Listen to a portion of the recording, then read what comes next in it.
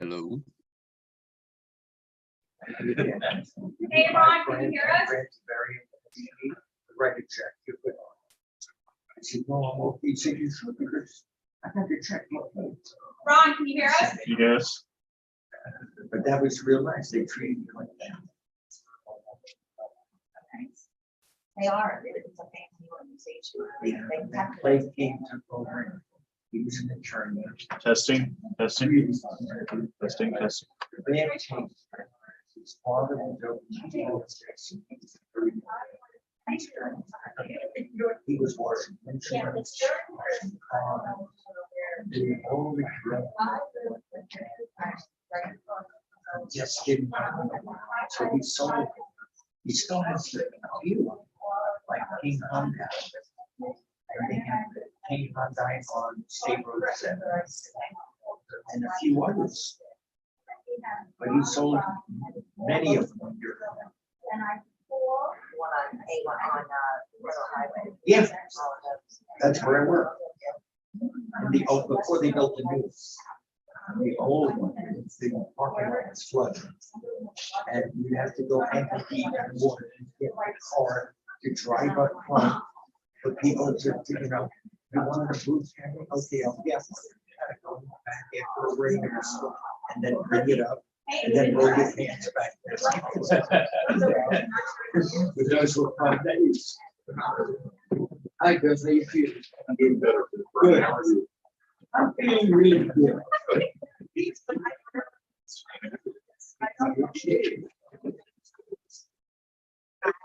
Great, how you doing? That's very nice.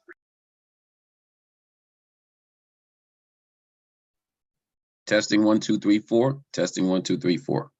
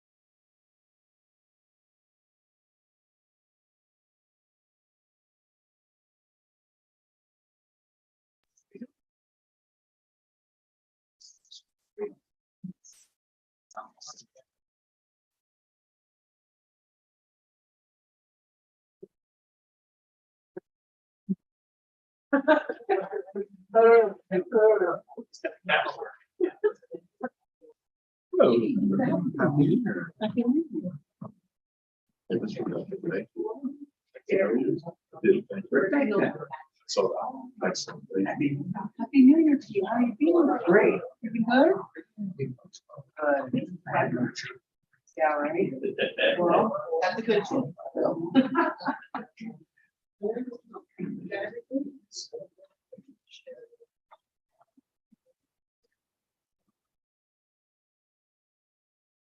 Yeah, that's true.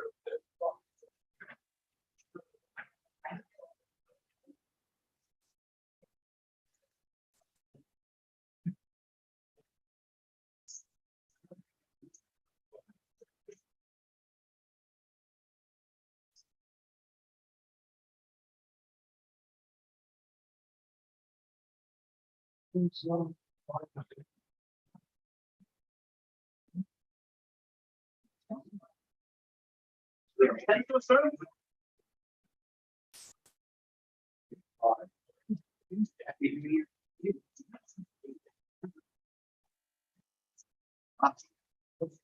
Yeah. Yes.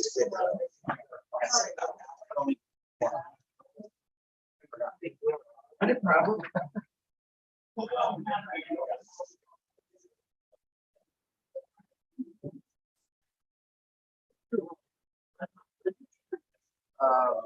Broward and Andrews. Oh, really? But I can.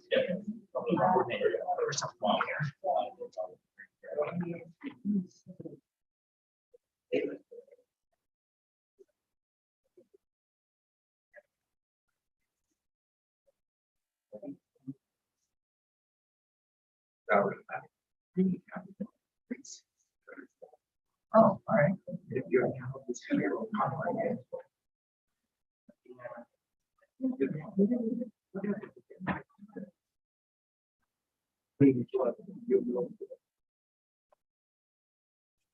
Sure. Yes. Your church. That's true.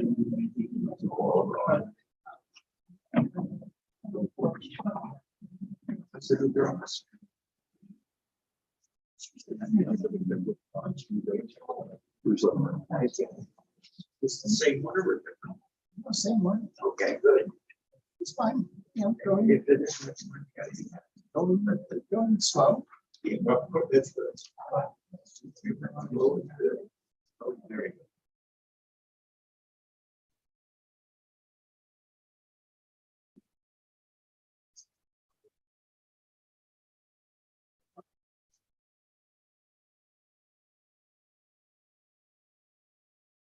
Progress.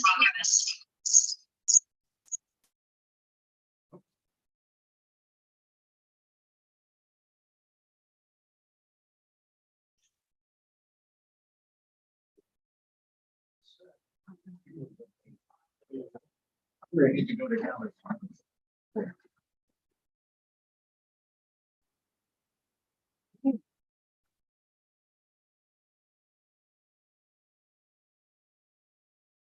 Ladies and gentlemen, we'd like to call to order the regular city commission meeting for January 10th, 2023 at 7 p.m.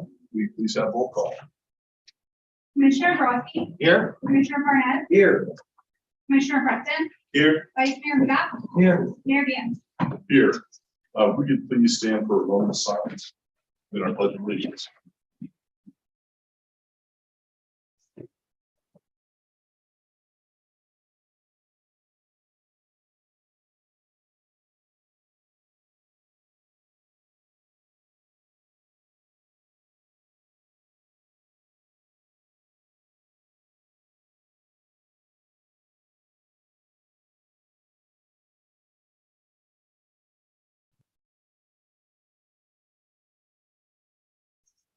Pledge allegiance to the flag of the United States of America and to the republic for which it stands, one nation, under God, indivisible, with liberty and justice for all.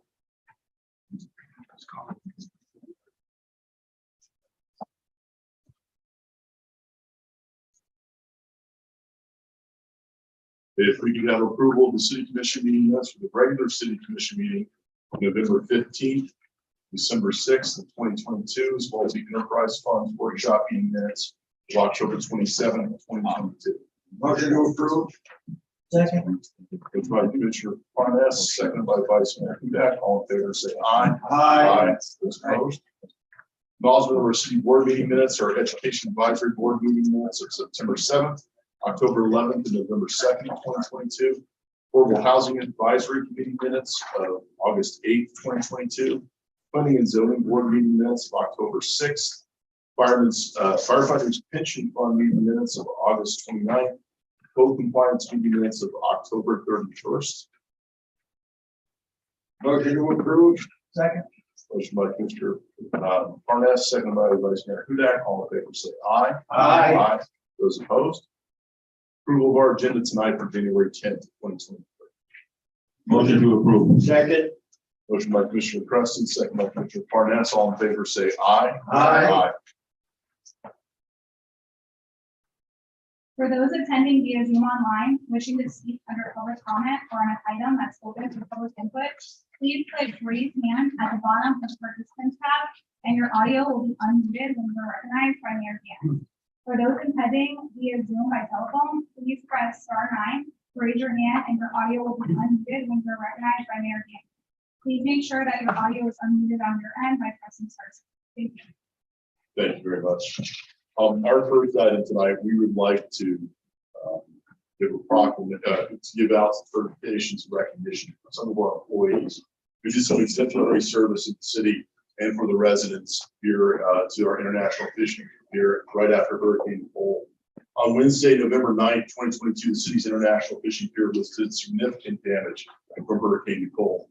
Storm surge and waves crashed over the pier railings, causing significant damage to the T portion of our structure.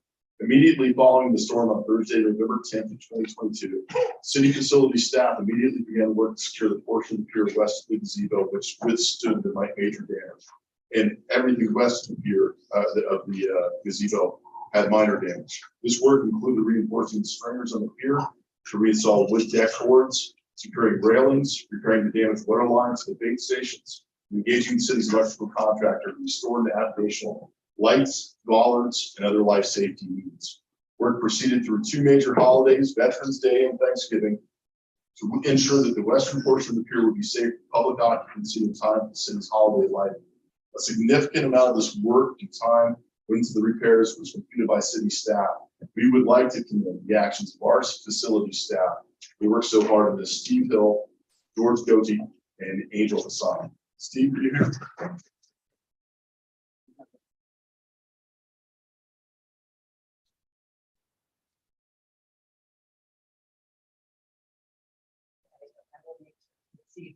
Thank you, Priscilla. Excellent job. Thank Thank you. Commissioner Preston. So you can do the honors the next time. Thank you, Mayor. I would want all in the chambers to know that we have a very special young man that's in our midst right now. Unfortunately, on December 28th, there was an unfortunate accident situation that happened in the city of Deerfield Beach on one of our city parks, where a young man was tragically shot in the head. Oftentimes when these things happen, everybody runs, nobody accepts accountability for those kinds of situations when they occur. And then sometimes we get to see something unique. We get to see something that is truly special. Where a person could have ran away, he did not. He took the time to call 911 to get somebody as fast as they could in that situation, so that if it's possible to make a difference, it would have made a difference.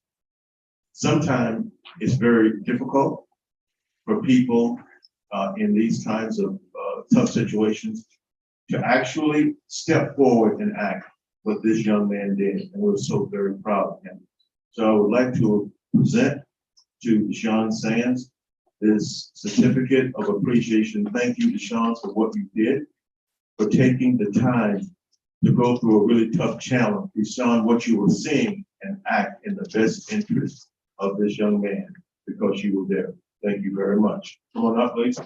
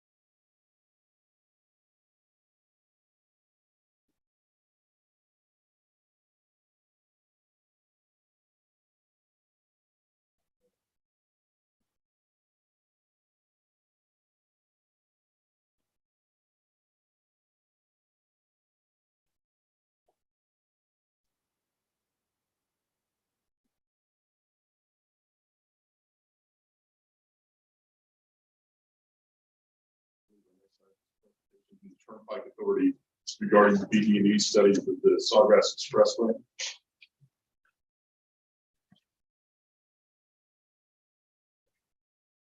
So my name is Jacqueline Hayward.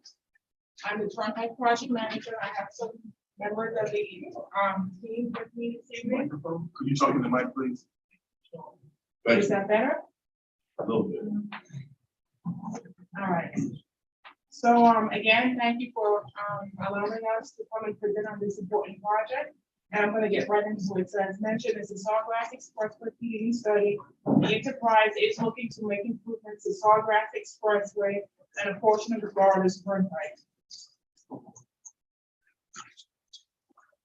So why are we looking to do so? We have some project needs, improving regional connectivity, accommodating travel demand in the year 2045, enhancing safety along the two corridors, improving travel time reliability, and enhancing emergency response and evacuation.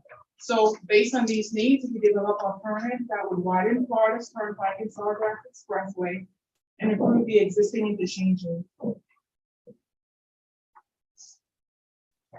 So we have the interchanges at US 441, Lions Road, and Sawgrass Expressway and Florida's Turnpike. Just to focus on prioritize some needs, regional connectivity. There's a missing link in the expressway network between Sawgrass and I-95 and the district FDOT District 4. They're addressing this need with the Southwest 10th Street Connector project. So that will improve regional linkage in the area.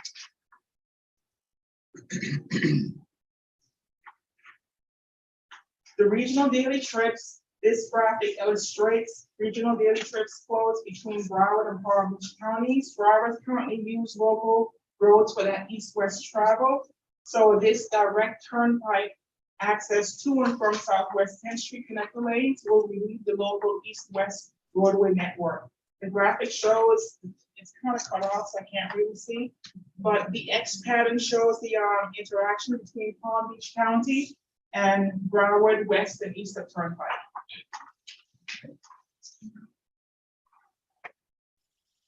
A need is also that the roadways, the facilities will experience an increase in AADT.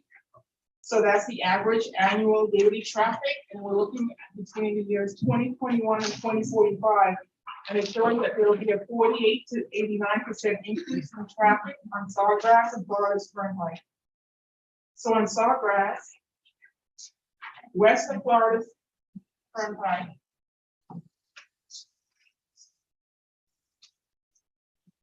there's a 48% increase. On Southwest 10th Street, there's a 60% increase in traffic. And on Florida's Turnpike, south of Sawgrass, there's an 89% increase projected.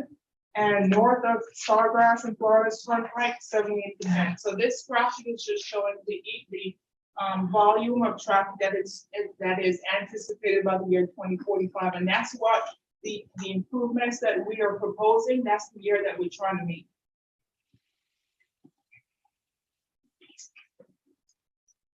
All right, so let's get into what these improvements are. We're gonna start on Sawgrass Expressway.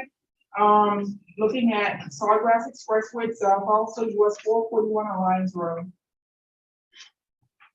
On the Sawgrass Expressway, we widen to 4 travel lanes with auxiliary lanes in each direction. And we're also proposing barrier separated CD roads. So that's barrier separated on the outside of the Sawgrass Expressway. And what this does is it separates the traffic into distinct paths. It reduces lane changes, wheeling maneuvers, speed differentials, and that turbulence. At the end of the day, it improves safety along Sawgrass Expressway. All right, so this is the US 441 interchange. North is to the left. So we're looking towards Florida's Turnpike at the US 441 interchange. What's being proposed is that we're looking to be shown here are the travel lanes, the 4 in each direction. We also have the CD roads, eastbound, westbound. Then we have the new overpass bridges to accommodate those CD roads. We also have additional left turns on US 441, make it easier to enter the Sawgrass Expressway. And we're also looking to do improvements on the adjacent intersections, south Winston Park Boulevard and to the north Regency Lakes Boulevard. So Alliance Road, again, same view, the north is to the left, and we're looking at the, we're looking towards the east, towards Florida's Turnpike at Lyons. So at Lyons, this shown is the travel lanes on Sawgrass Expressway. There's 2 CD roads on either side. The new overpass bridges to accommodate those CD roads. And then this interchange right now at Lyons Road, it has like displaced lefts. So we're gonna put those left turns where they're expected in the right direction. So we're gonna reconfigure the interchange to a traditional diamond interchange. We're gonna improve the intersection to the north and the south. Again, improve operations along Lyons Road. And lastly, we'll be constructing a Texas U-turn at Lyons Road. We'll dig into this a little bit more on the next slide, please. So currently, on the left shows the existing conditions. Currently, if some connections aren't there currently at the Turnpike interchange. So drivers have to make this U-turn in existing conditions to act from Southwest 10th Street to access Florida's Turnpike. So in the current condition, drivers have to go through 2 signalized intersections on Lyons Road and they pay a main line toll of $2.14. In the proposed conditions, U-turn vehicles without Texas U-turn, they're removed from the intersection, so they no longer interact with the traffic signals. And because of the proposed tolling, it's going to be the tolling sites will be revised. To make this U-turn is now 52 cents. So not only are we taking the vehicles away from those 2 signalized intersections, but the tolling cost to make the U-turn is reduced from $2.14 to 52 cents. The tolling site is moved west of Lyons Road. So that was just the animation as what drivers do today. And this next animation shows what drivers will do if this project is constructed, which is use that Texas U-turn. This next graphic just is a rendering. We're now on Lyons Road, Sawgrass is above it. We're looking north. So those left turns, they're now where they belong, Diamond interchange in the flow of traffic. Highlighted in blue is that Texas U-turn separated by a barrier wall. We're going to extend, we're going to provide sidewalks, and lastly, extend the bike lanes in this area to the adjacent intersection to the north, which is Circle. So we have some complete street improvements to improve safety, not only for vehicular traffic, but also for biking paths. Now let's get to Florida's Turnpike and Sawgrass interchange. On Florida's Turnpike, we will also be proposing to widen to 10 lanes in each direction with some auxiliary lanes as we approach the interchanges. And this widening includes one through lane, that's that managed lane at no additional cost to the driver, same toll as the other lanes. It just provides for longer distance travel. And this is the crux of the improvements, which is right now, traffic, there are no, direct connections between Southwest 10th Street and Florida Turnpike. You have to make that U-turn that we just discussed. So in future conditions, this is what's being proposed, basically adding new direct connections. So we're going to go through them one by one. So we have two alternatives, and the only difference between the two alternatives at the Sawgrass Turnpike interchange is that there are 8 possible connections. If we were to provide all the connections, we would be providing 8.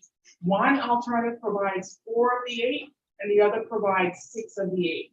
And the 6 of the 8 was requested as we coordinated with Deerfield Beach. They asked us to go back and look to adding two more connections. So alternative 2 are those 2 additional connections. So let's start with alternative 1.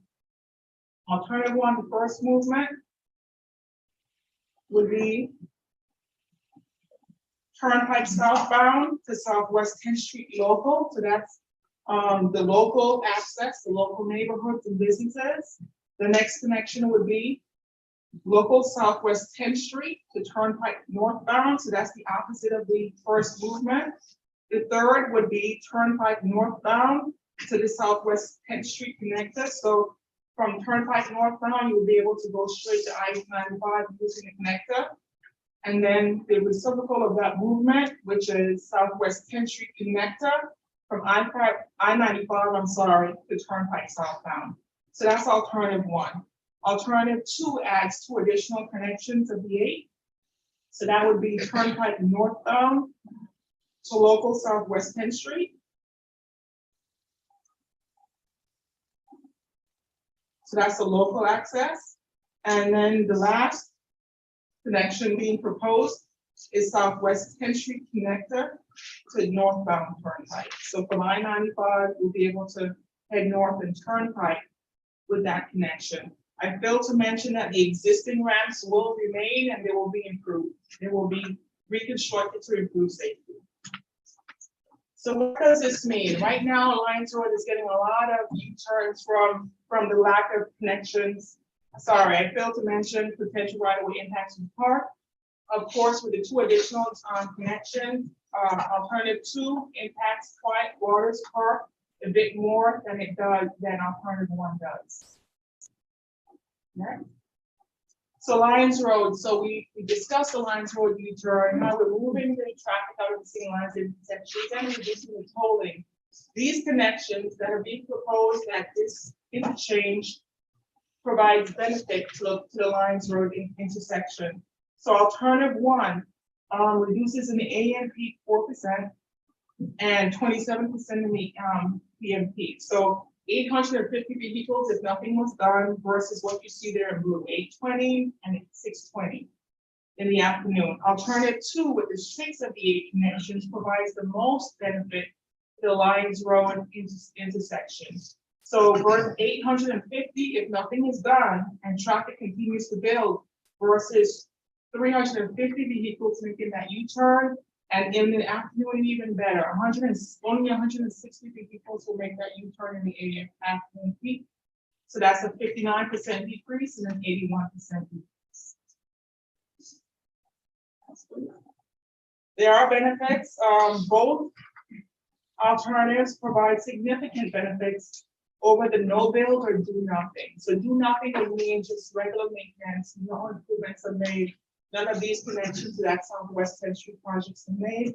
Both of them provide significant benefits. Alternative 1 performs slightly better than alternative 2, and alternative 2 provides the most benefit to Lions Road. All right, so this is my last slide. We do have a public information meeting coming up. The notifications have went out. So virtual attendance option is Monday, January 30th, and Tuesday is in person at the Coral Springs Marriott. So we are hoping that we have a large attendance, because what we need public input so that we can see how the public feels about this project. And take that into consideration as we identify a preferred build alternative. So based on that input, as I just mentioned, identify a preferred build, take this project to public hearing, hopefully before this year ends, and wrap up this PDD study. So I could, again, thank you, and any questions? Yes, I have a few. Yes. I know this is primarily discussing the east and west connection along here. But can we talk a little bit about this project that talks about the north and southbound part of it with the turnpike itself? Going a little bit further north of 10th Street, is that possible? You talk about there being a widening of the turnpike. Yes, widening of the turnpike. So the limits of this widening would be from Walsh Road to the county line. Okay. Yeah. So up to the county lines is the area of concern I have as part of my first question. Those residents along the eastern portion of the turnpike there have been waiting for decades to have a sound wall put up to bury it. And now we know there's an issue with the gas line that's going to hold up for the last 20, 30 years, I would say. Has that been cleared up, and will there be a sound wall put in? Because we know the policy of your agency is that sound walls don't go up unless there's new construction. Yeah. So that's going to be catch-22. All right, so part of this study, once we identify a preferred build alternative, a noise analysis will be performed, and the locations that are deemed feasible and reasonable will be presented at the public hearing. So yes, that we haven't gotten to that point in this study yet, but we will.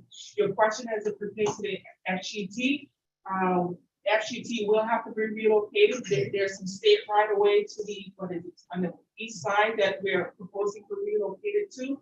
But how FGT operates, we have to have the in design at a 90% equivalent plan to see what they would be willing to accept. So it's just a little too early. Yes, we coordinate with them, but they won't give us firm answers until this project gets into design. Okay, we had a commitment from your agency probably 10 years ago, I got, Yeah. and said that sound walls would be put in when there would be construction that was done. But I want to make sure we're held, that you guys are held to that, because those residents have been waiting for a very long time. That's much needed in that area there.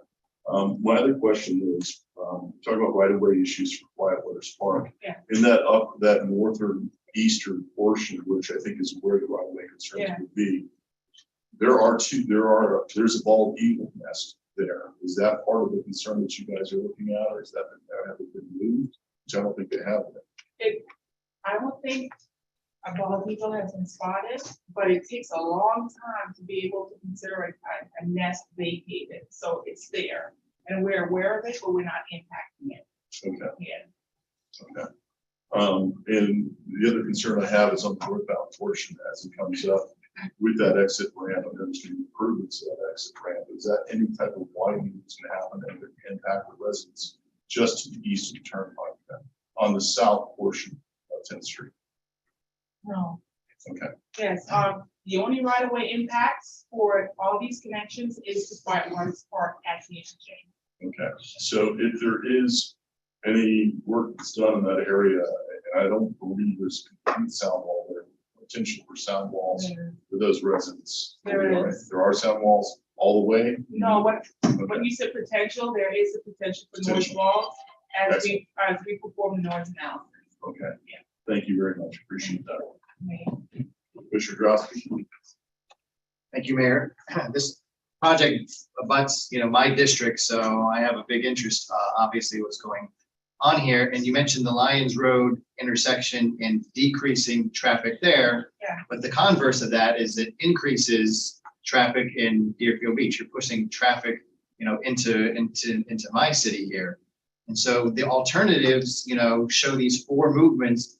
But I think the presentation, I mentioned this before, is a little deceiving because it's not showing the residents of Deerfield Beach what they're getting with this particular project. Because the southbound turnpike movement and the northbound turnpike movement kind of loop around that lake. And when it loops around that lake, that abuts the waterways community in Deerfield Beach. So the traffic gets a lot closer to the residents than it is today. So, and then when you're at the waterways entrance looking out, and you're looking northbound, if you're waterways and you're looking northbound now.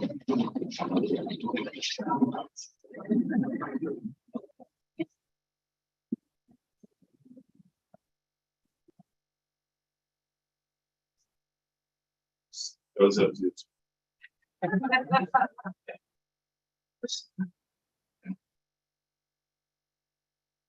Is my, No, it's Commissioner mine. Kennedy? It's mine. Turn it off. Commissioner Kennedy, can I answer one of your questions, regarding the Lions Road? We don't see, by taking the line, improving operations of Lions Road, we do not see it as pushing the traffic into Deerfield Beach.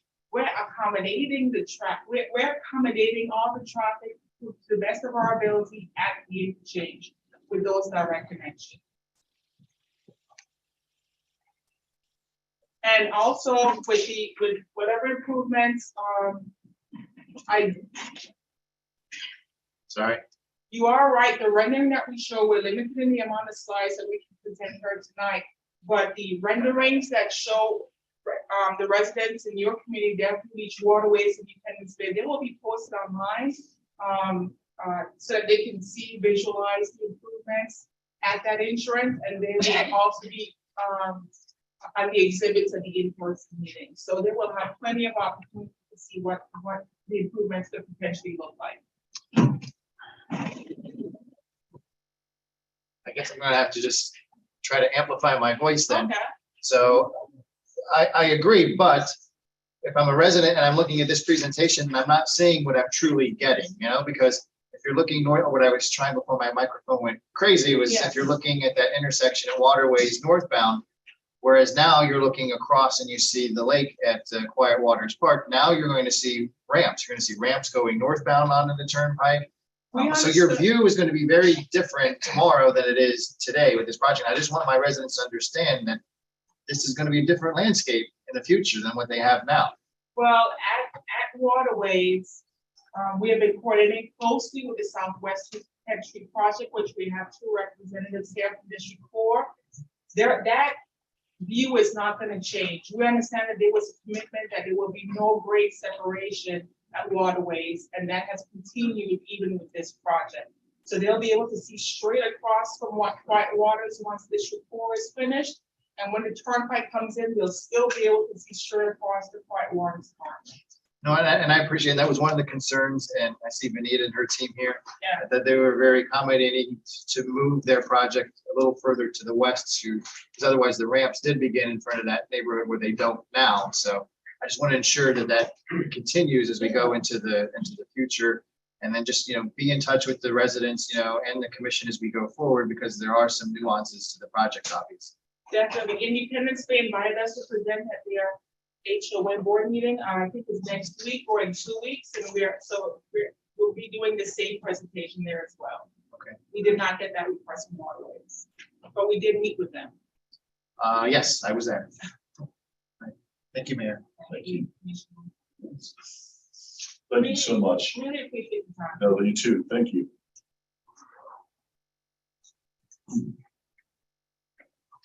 Okay, item number 4 on tonight's agenda is a resolution of the City Commission of the City of Deerfield Beach, Florida, considering the plat application submitted by Vinay Reed, Apartments of Deerfield Beach 2 Inc. to amend the plat note for the 4.2 acre site located at 255 Southwest 3rd Avenue within the RM 15 residence multifamily zoning district to restrict residents to a minimum of 62 years in age with a total family income of 80% or less of median Broward County income. Application number 21-P-230, providing for conflicts, severability, and an effective date. It's my understanding staff is requesting a deferral of this item to make some corrections to this item, and it will be considered at your next meeting. The same will be true for the next item, but I'll still have to go ahead and read the titles and have you vote on the deferral. Is that council reading both titles? No, okay, only one there. Item number 4, since this is deferral, do we open it to the public? You can open it up to the public. Is anyone from the public here calling item number 4? Close it to the public. Commission? Voting on deferral. Motion to approve. Second. Motion from the Vice Mayor, second by Commissioner Parnas. All in favor, say aye. Aye. Those opposed? Okay, item number 5 is a resolution of the City Commission of the City of Deerfield Beach, Florida, considering a major site plan modification application from B'nai B'rie Apartments Deerfield Beach 2, Inc. to construct a 62-unit senior living apartment building and related site improvements at the property located at 255 Southwest 3rd Avenue, Deerfield Beach, Florida, in the RM15 residential multifamily zoning district, application number 21-RM15-65. Considering variances from front street yard setback requirements, required lot area requirements, and minimum landscape area requirements, approving a technical deviation to reduce the amount of required parking spaces by 23 parking spaces, approving the application of 35 bonus sleeping rooms, providing for conflicts, severability, and an effective date. This item is tied to the same project as the last item. Again, staff is requesting deferral of this item to the next meeting to make correction. Okay. Is there anyone from the public that care to comment on item number 5? I can see. Yes. You'd like to comment on the deferral? Yeah.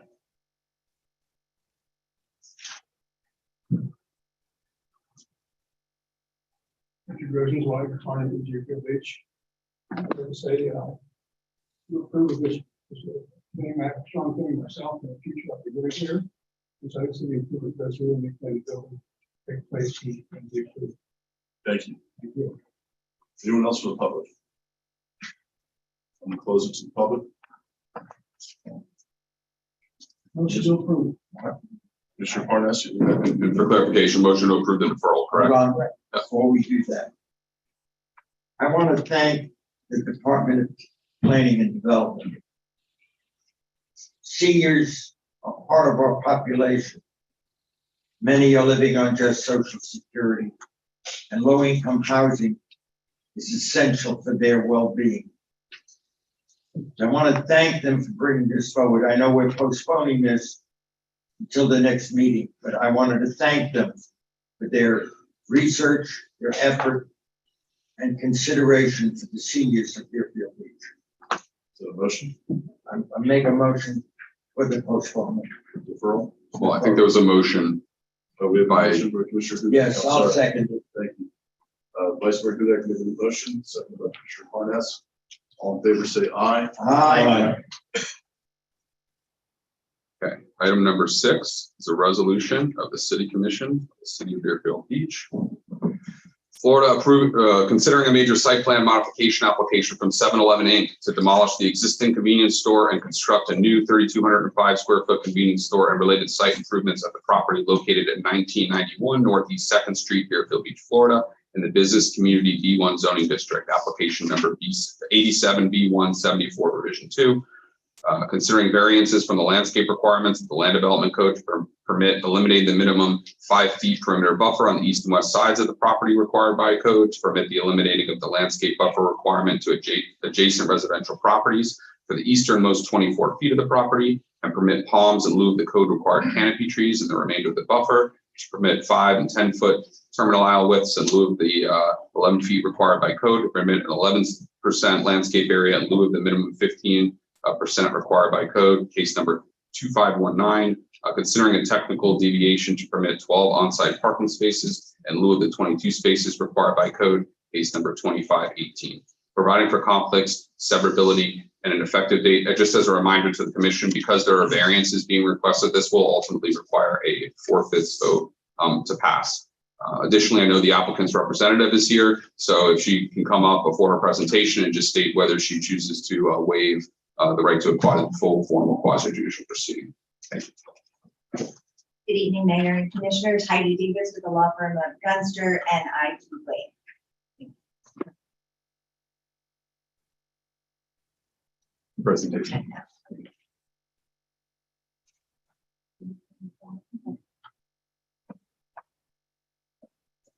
Good evening. I'm here on behalf of 7-Eleven Inc., the owner of the property located at 1991 Northeast 2nd Street. With me this evening from the development team is Eric Laborio of 7-Eleven and Kenny Tharrington of Creighton Development, in case anyone has any questions. The property is a small, narrow parcel of approximately 9,000 square feet and contains an existing 7-Eleven convenience store of approximately 2,700 feet. The property is only 62 feet in width, which poses several challenges for redevelopment.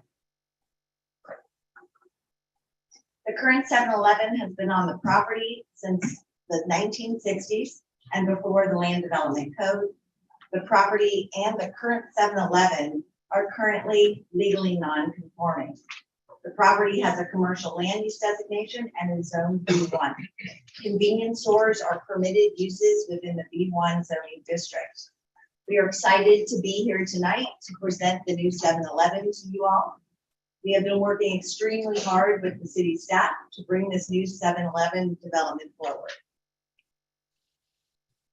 Most importantly, the existing structure with a large eyesore dumpster right on one of the city's most important corridors, and where everyone who passes by sees it, will be completely torn down, and a new 3,200 square foot convenience store with architecture that blends with the city of Deerfield Beach's lifestyle and aesthetics is being proposed in its place. The dumpster will finally be gone. So tonight we are here to request the following: for a major site plan approval for a new 3,205 square foot convenience store, technical deviation for minimum parking spaces, variances from landscape requirements and for setback from the sign, and the approval of an agreement for a shared dumpster. The proposed site plan includes a one-story convenience store of approximately 3,200 square feet, which is only 500 square feet larger than the existing store is today. It will include 12 parking spaces, including one handicap space. Currently, the property only has 8 spaces.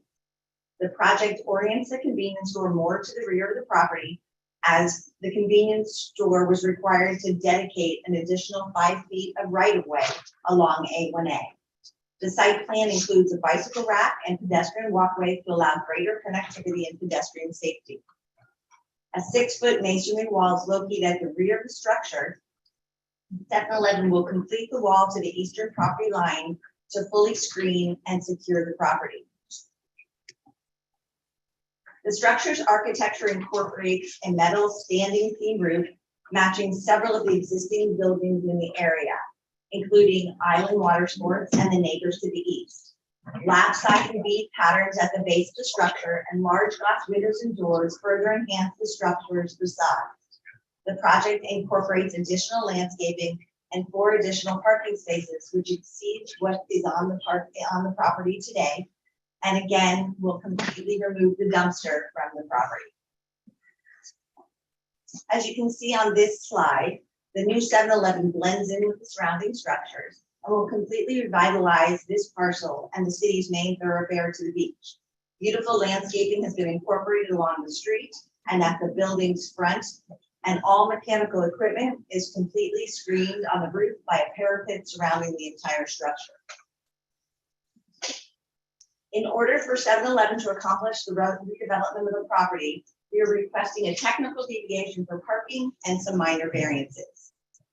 7-Eleven is requesting a technical deviation to reduce the required number of parking spaces on the property. The existing store only has 8 parking spaces. With the newly proposed plan, the property will have 12 parking spaces, including 1 handicap spot. The code requires 22 parking spaces. Due to the size of the parcel and its development constraints, we are requesting a technical deviation and pursuant to section 98-99, permission to contribute $6,000 for the 10 parking space reduction. If approved, 7-Eleven will be contributing $60,000 to the city's parking fund. 7-Eleven prepared a parking and pedestrian study which showed that the existing amount of 8 parking spaces was more than sufficient at this location. Including the additional 4 spaces on the property, there will now be many vacant parking spaces throughout the day. This is because the urban location, the beachfront area known for heavy pedestrian foot traffic, as well as having the parking garage located to the west of the property. A large percentage of patrons use alternative, readily available transportation, including walking, biking, and taking the bus. And those who do drive park within many available on-street parking spaces, pay lots, or the parking garages in close proximity to the property. A strict application of the off-street parking ordinance requirements would be unnecessary to protect the public interest and would be in excess of that needed to provide sufficient parking for the renovated use. We are also requesting some minor variances from landscaping requirements as part of the new site plan. Included with our application, we submitted detailed narratives of how we comply with the variance criteria pursuant to section 98-116H of the Land Development Code. The property with its small 9,000 square foot size located on the beach and existing conditions that are peculiar to this land creates hardships for the applicant to redevelop and comply with the code. These conditions are not as a result of the applicant, but as a result of property boundaries created long ago prior to the Land Development Code adoption. No special privilege will be conferred on the applicant, as the applicant is simply replacing an existing store with a completely remodeled one, which will enhance this property and remove an eyesore structure and dumpster that's right along A1A. The literal interpretation of the code conditions would prevent the redevelopment of this property and would create a hardship on the applicant. The applicant is making a significant investment to redevelop the property and enhance the city's major beachfront streetscape. Requested variances are the minimum variances necessary in order to redevelop the property, while eliminating as many existing non-conformities as possible. The applicant seeks to comply with the Land Development Code to the greatest extent possible and has requested only those variances as necessary and which can be easily mitigated through design. Redevelopment of the subject property is proposed by the applicant will only serve to benefit the public welfare by improving it in a manner that eliminates existing undesirable conditions, reduces existing nonconformities, provides an aesthetic and functional site that is more consistent with the city's vision for the surrounding area, and achieves compliance with current Land Development Code requirements to the greatest extent possible. Okay, so now we'll go through some of the variances. So as you can see from this slide, I've marked 1, 2, and 3. Number 1 is the perimeter landscape buffer yards on either side. So the code requires a 5 foot on each side perimeter buffer. And right now, the 7-Eleven does not have it, nor does its neighbors. In order to accomplish existing parking and creating more parking on the property, and to create a safe pedestrian drive aisle and safe movement for pedestrians and vehicular movements, staff and the applicant thought that it would be best to ask for a variance for this landscape buffer yard and create additional parking and the safe movements around the property. The second one is the alternative landscape material within the rear buffer. The buffer yard in the rear is 6 feet, which is compliant with code. In order for us to have an exit out, which is required from the fire department out of the property, we need to have a safe walkway around the building.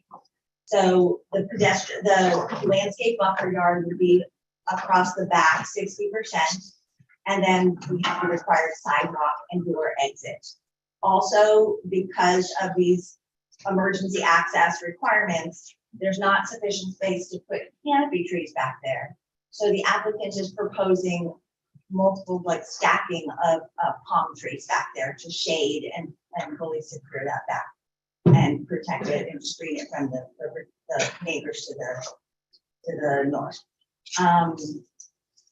The wall that is back there right now is not constructed completely across that back, and 7-Eleven is going to complete that wall back there.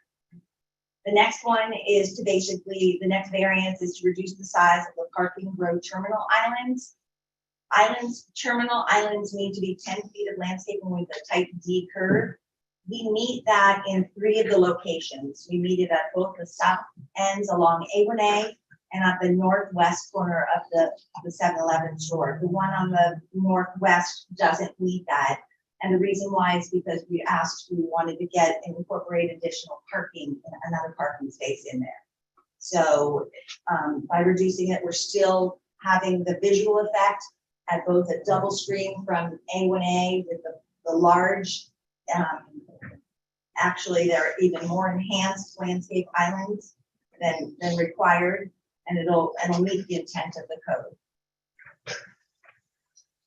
Variance is foundation planting along the actual 7-Eleven storefront. Foundation planting is required, not under a roof.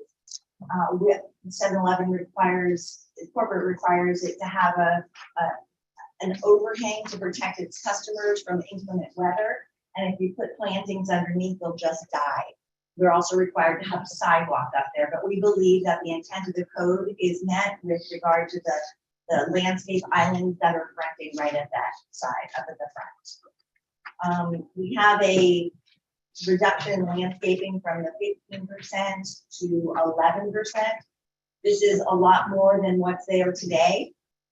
We feel that the side yard buffers, which would have brought us to that amount and even more, are not necessary in this location, but that we are meeting it to the best that we can at that time. We also have a sign setback variance. There we have a grounds. Oh, next slide. Yes. So the slide that shows is the current sign on the property, which is at least 15 feet in height, which is a legal non-conforming sign right now. And it could be kept there, but we're wanting to make the property consistent and compatible with the neighborhood. So we're replacing that sign with a ground sign. And the ground sign needs to be up 2 feet from the property line, and it's proposed at 1 foot. This adds additional landscaping into that island and helps us with the parking count and the dimensions for the parking. And then next slide, please. Again, the existing conditions that are peculiar to the property create the hardship for the applicant to redevelop the property to comply with current code.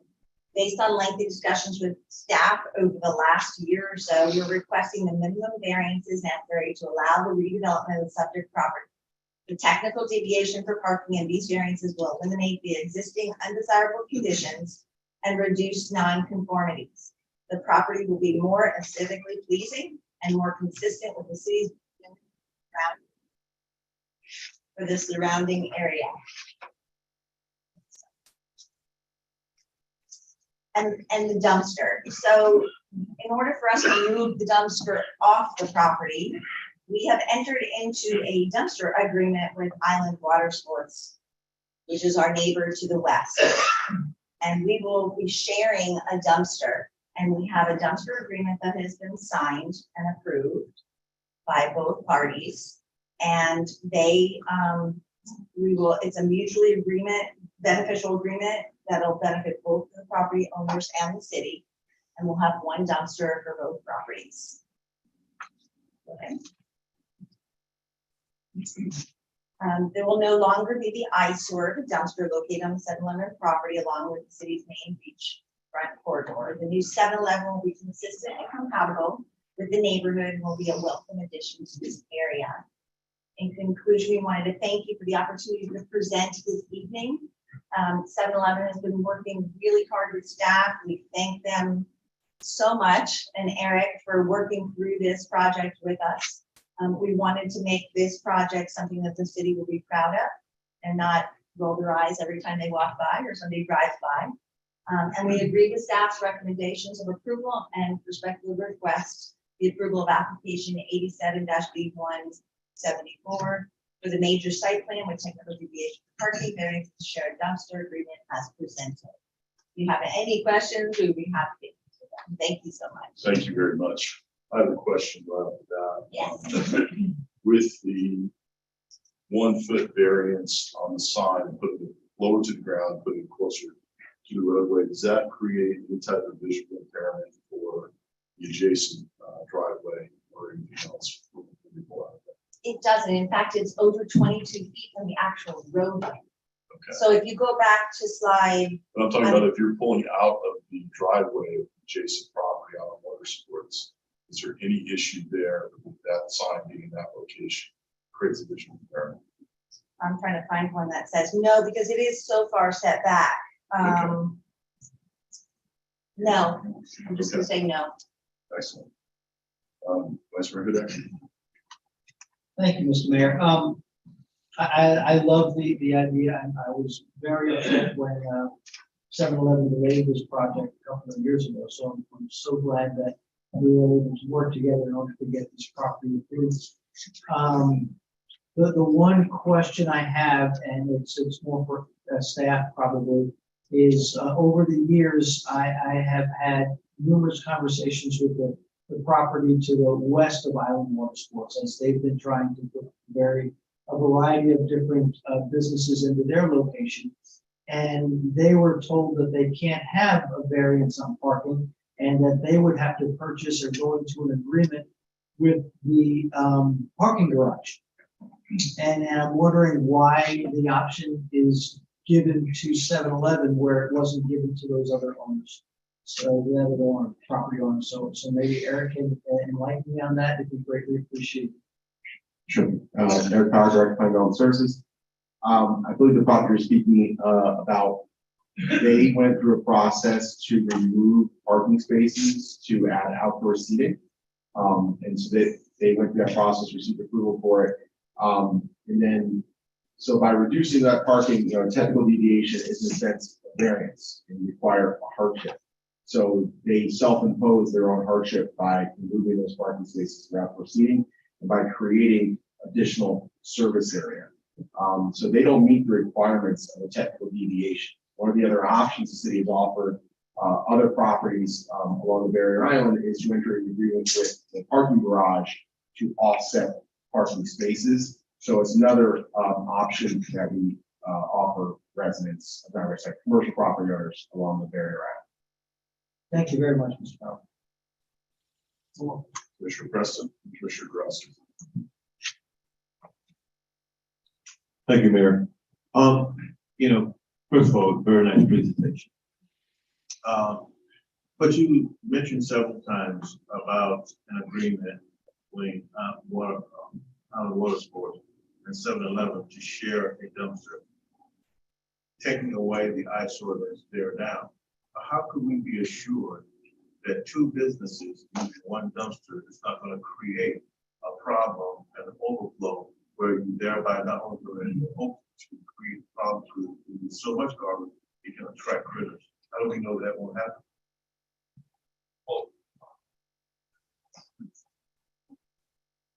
Eric Laborio with 7-Eleven. For our standard, for our standard stores, obviously it's something we're going to have to evaluate as we get into this location. I'm not positive what the volume exactly that Island Water Sports creates, but for us to increase pickups and to pay a little bit additional in order to be able to be properly serviced, that's not an issue. And in a lot of our stores, we do require 2 to 3 pickups a week just based on overall volume. So I think that, I know for a fact on our side, it is something that we will manage from the store level. And if it is something that becomes egregious, we will certainly increase pickups and services to the store at our cost.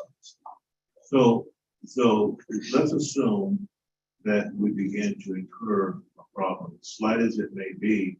What then is 7-Eleven's plans to say, we thought that we were going to be able to handle this? It's not working out.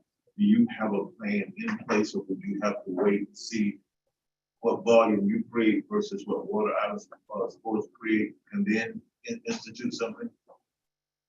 Again, I think it would be difficult for me to say today exactly the process. I mean, normally we start our stores with 2 pickups per week, and we'll increase them if needed. Sometimes decrease them depending on the volume of the store and the size of the receptacle. But in itself, I wish I had a exact answer for you on that, but we do monitor that. And at the store level, obviously, we don't want an eyesore. We're trying to get rid of an eyesore, right? And try to work with you guys in order to create that. But at this point, again, other than increasing services, obviously we would try our best to keep that area clean and well. Thank you. Commissioner Grosky? See if we get this one to work. So I'm kind of a stickler when it comes to the hardships and the variances. It's been my thing since I've been elected. So I heard you mention, I wrote down as part of your presentation, I wrote down the property's conditions are peculiar and land creates a hardship. I'm going to need you to go into a little more detail on that because aesthetically pleasing, the removal of the dumpster are not hardships. Hardships are related to the property. They're not created by your client. I want you to do the heavy lifting on this one, just to kind of on the record explain the variances since we're voting. And we need a 4/5 vote on this. Of course, and I think the condition is based on the size, which is 9,000 square feet, the 62-foot width that I mentioned in the presentation creates a severe hardship with regard to redevelopment and complying with the code. This is a 9,000 square foot property. It's really, really little. When you talk about having a 24-foot drive aisle, which is all required, plus 20-foot parking spaces, plus everything else, and parking I'm sorry, what was the bumpers from? Parking stops. Stops, the parking stops. All of it is squeezed into this tiny little this property, which parcel was not created, which was created a long time ago for other people's flats. So it kind of got shrunk and shrunk and shrunk. So when you're talking about a redevelopment opportunity for this parcel, this is all we have to work with. And the compliance with the code. So it could stay the same because it is legally non-conforming property. And this project could be there forever, just like it is. Or we could try and ask for these variances to try and see and make it so we can comply as much as possible with it. Because the hardship is the size of the property and trying to comply with those provisions in the code that require the same code sections to comply with any type of project or property in the whole entire city. So that's really the hardship when it comes down to it, is the size and how peculiar this little parcel is within the middle of the city that we're dealing with. Did I answer you? Is that okay? It does. I think you can add to that is that you're trying to apply today's code to a 1967 property. Exactly, right. And it doesn't work, and that's your right.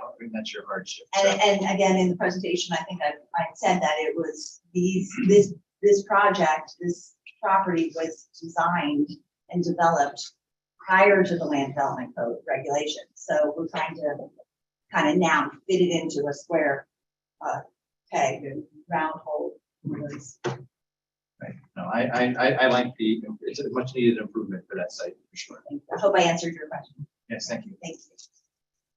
Commissioner Parnas?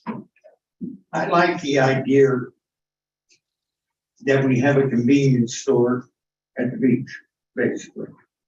Not everybody can afford to sit at the hotel and sip foreign wines and expensive food. Families come to the beach. We need some place for them to buy sandwiches, cold drink, box of Band-Aids even, or whatever. And the fact that we're gaining 4 parking spaces where parking has been a problem for years is certainly a plus. And I will support this project. I think their variances are not, how can I put it, overbearing to a point that we should say, yeah, forget about it. We don't want to do it. I think the pluses of having a new establishment, more parking, they've gone to the trouble of getting rid of an ugly dumpster.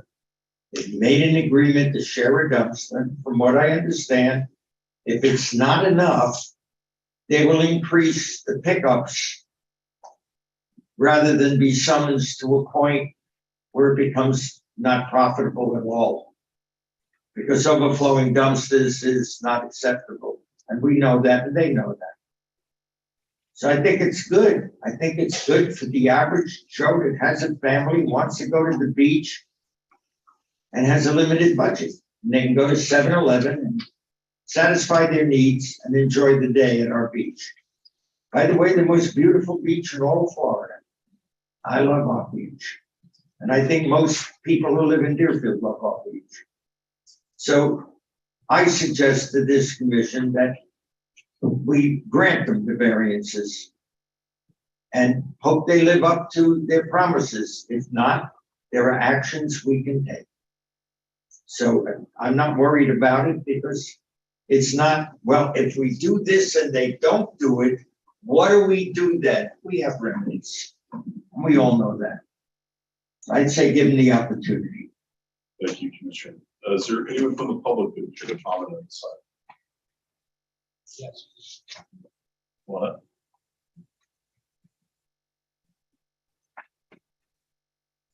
Name and address for the record, please. Sorry, my name's Jeff Goldman. I live at 1950 Northeast 3rd Street. Speak up a little bit. My name's Jeff Goldman. I live at 1950 Northeast 3rd Street, which is directly behind this development. We have not talked anything about residential impact on the street behind there. There are hundreds of families that live directly behind. Some questions that I have include the issue of building construction from 7 a.m. till 8 o'clock at night. Unacceptable for residential area immediately behind them. And I want to try to see if we can amend those hours, because that seems incredibly long permitted hours to happen there. Also like to find out when the proposed project is supposed to start, if being granted approval, how long it will take to complete this construction. We talk about variance exceptions. We've been through a very hard time with variance exceptions from a commission, probably of past members. When the parking garage was built and the Brews Room bar and patio was allowed an exception for a variance there, that has been a complete and utter nuisance to the neighborhood. Across the street, it's all residential on immediate on 2nd Street and on 3rd Street. And late at night, we hear incredible noise coming from there. Its noise ordinance is not enforced. The garage has become a place to rev up engines, mufflers, drag racing late at night. There's no police enforcement. If any of you live in that area, any night, 11 o'clock at night, you'll see those problems there. I know that's deviating from the subject, but it goes back to variance exceptions. In that case, maybe worse, but I want to know about noise and the construction issues, those hours, which are not suitable for residential areas that are abundant.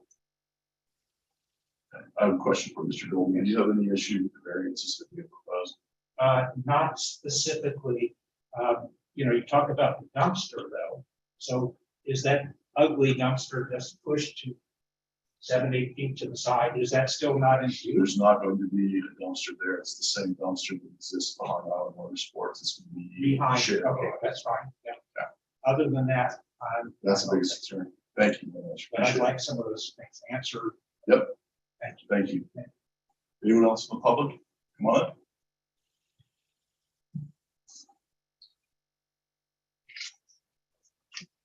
Hi, I'm back. I was here for the last meeting, and one of my. I need your name and address. for the I'm record. sorry. Okay. Sheila Fox, 1950 Northeast 3rd Street, Apartment 2. Not exactly directly behind, but certainly affected by what happens in there. And have talked to some of the members of my community that live more directly behind the property. The concern is for, we're a 55+ community. so many communities around us are Airbnbs and also just regular people, homes and apartments. And so that we are all concerned about these 7 o'clock in the morning start of the project. And, the last meeting, it was said that work could continue until 8. I don't know what the city's rules are about that, but that's really very early for a community like us in the street right behind it. Another concern that I had that came to my mind when the presentation was made about the north border of the property, which is the part that abuts the south part of the 3rd Street residences, is removing trees that do provide shade and installing palm trees, which realistically do not. Also, the trees that we have in our neighborhood that are the larger trees, not only provide shade, but provide housing for a really nice bird population and things. I know how you feel, but and things like that, and people's yards. And so we're a little bit concerned about that, about the closeness of the building being, the structure actually being close, which is well. And I was interested in what kind of lighting would be in effect in the north part of the building in terms of how it would its effect on the neighbors to the north. Thank you. Thank you. Anyone else from the public? Yes, ma'am. Peggy Ross, 103 19th Avenue. I think that this should definitely go through. That building is an eyesore, the garbage is an eyesore. There's nothing else I think you'll find to use that spot if you don't do this. Also a neighbor there. We love the fact that you can run over if you run out of bread and get a loaf of bread without, my only complaint is I buy lottery tickets there and they haven't sold me a single one in one. As part of the variance, we're asking for approval. I get it. And I share. I want you to know, if I win $1 billion, I'll share. But anyway, I think it should definitely go through. Like I said, the whole S curve is in need of sprucing up. We got a lot of empty buildings that I hope will change soon. But that's my thought with this. You can't miss this opportunity. Thank you. Excellent, thank you. Anyone else from the public? If anyone wants to come on up and we can see online. Just really, don't see anyone we're going to close it to the public. Can we address some of the concerns first, starting with construction hours? We need some clarification on what those are and if this can be changed for the accommodate the construction schedule. Yes, Mayor David Santucci, City Manager. The construction hours Monday through Friday are actually 7 to 7, so they don't extend until 8 p.m. Saturday hours are 9 to 5 with no construction on Sunday.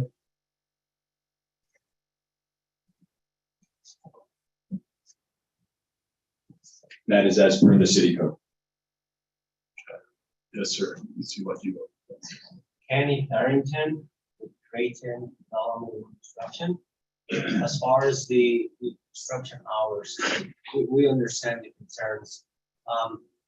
The task that would generate the most noise would be probably the demolition of that building. And we have no problem starting that at 8 o'clock instead of 7 to alleviate that concerns with residents. As far as the construction of the convenience store, we're talking about a single-story building, 3,200 square feet. It's not a complex building to build. We figure it's going to be about anywhere from 4 to 6 months to build that project. The most tedious task will be the site constraints because of the limitations. That's going to be probably the biggest challenge building this building, since you can only tackle from the front of the property. Other than that, there's no major concerns on this building. Thank you. So you're only committing to the 8 AM on the demolition property, is that correct? Correct. Correct. What's your standard hours, guys? Yeah, I mean, the typical standard hours for constructions are 7 AM to 3:30. And that's what we hope to conduct during the vertical construction at this point.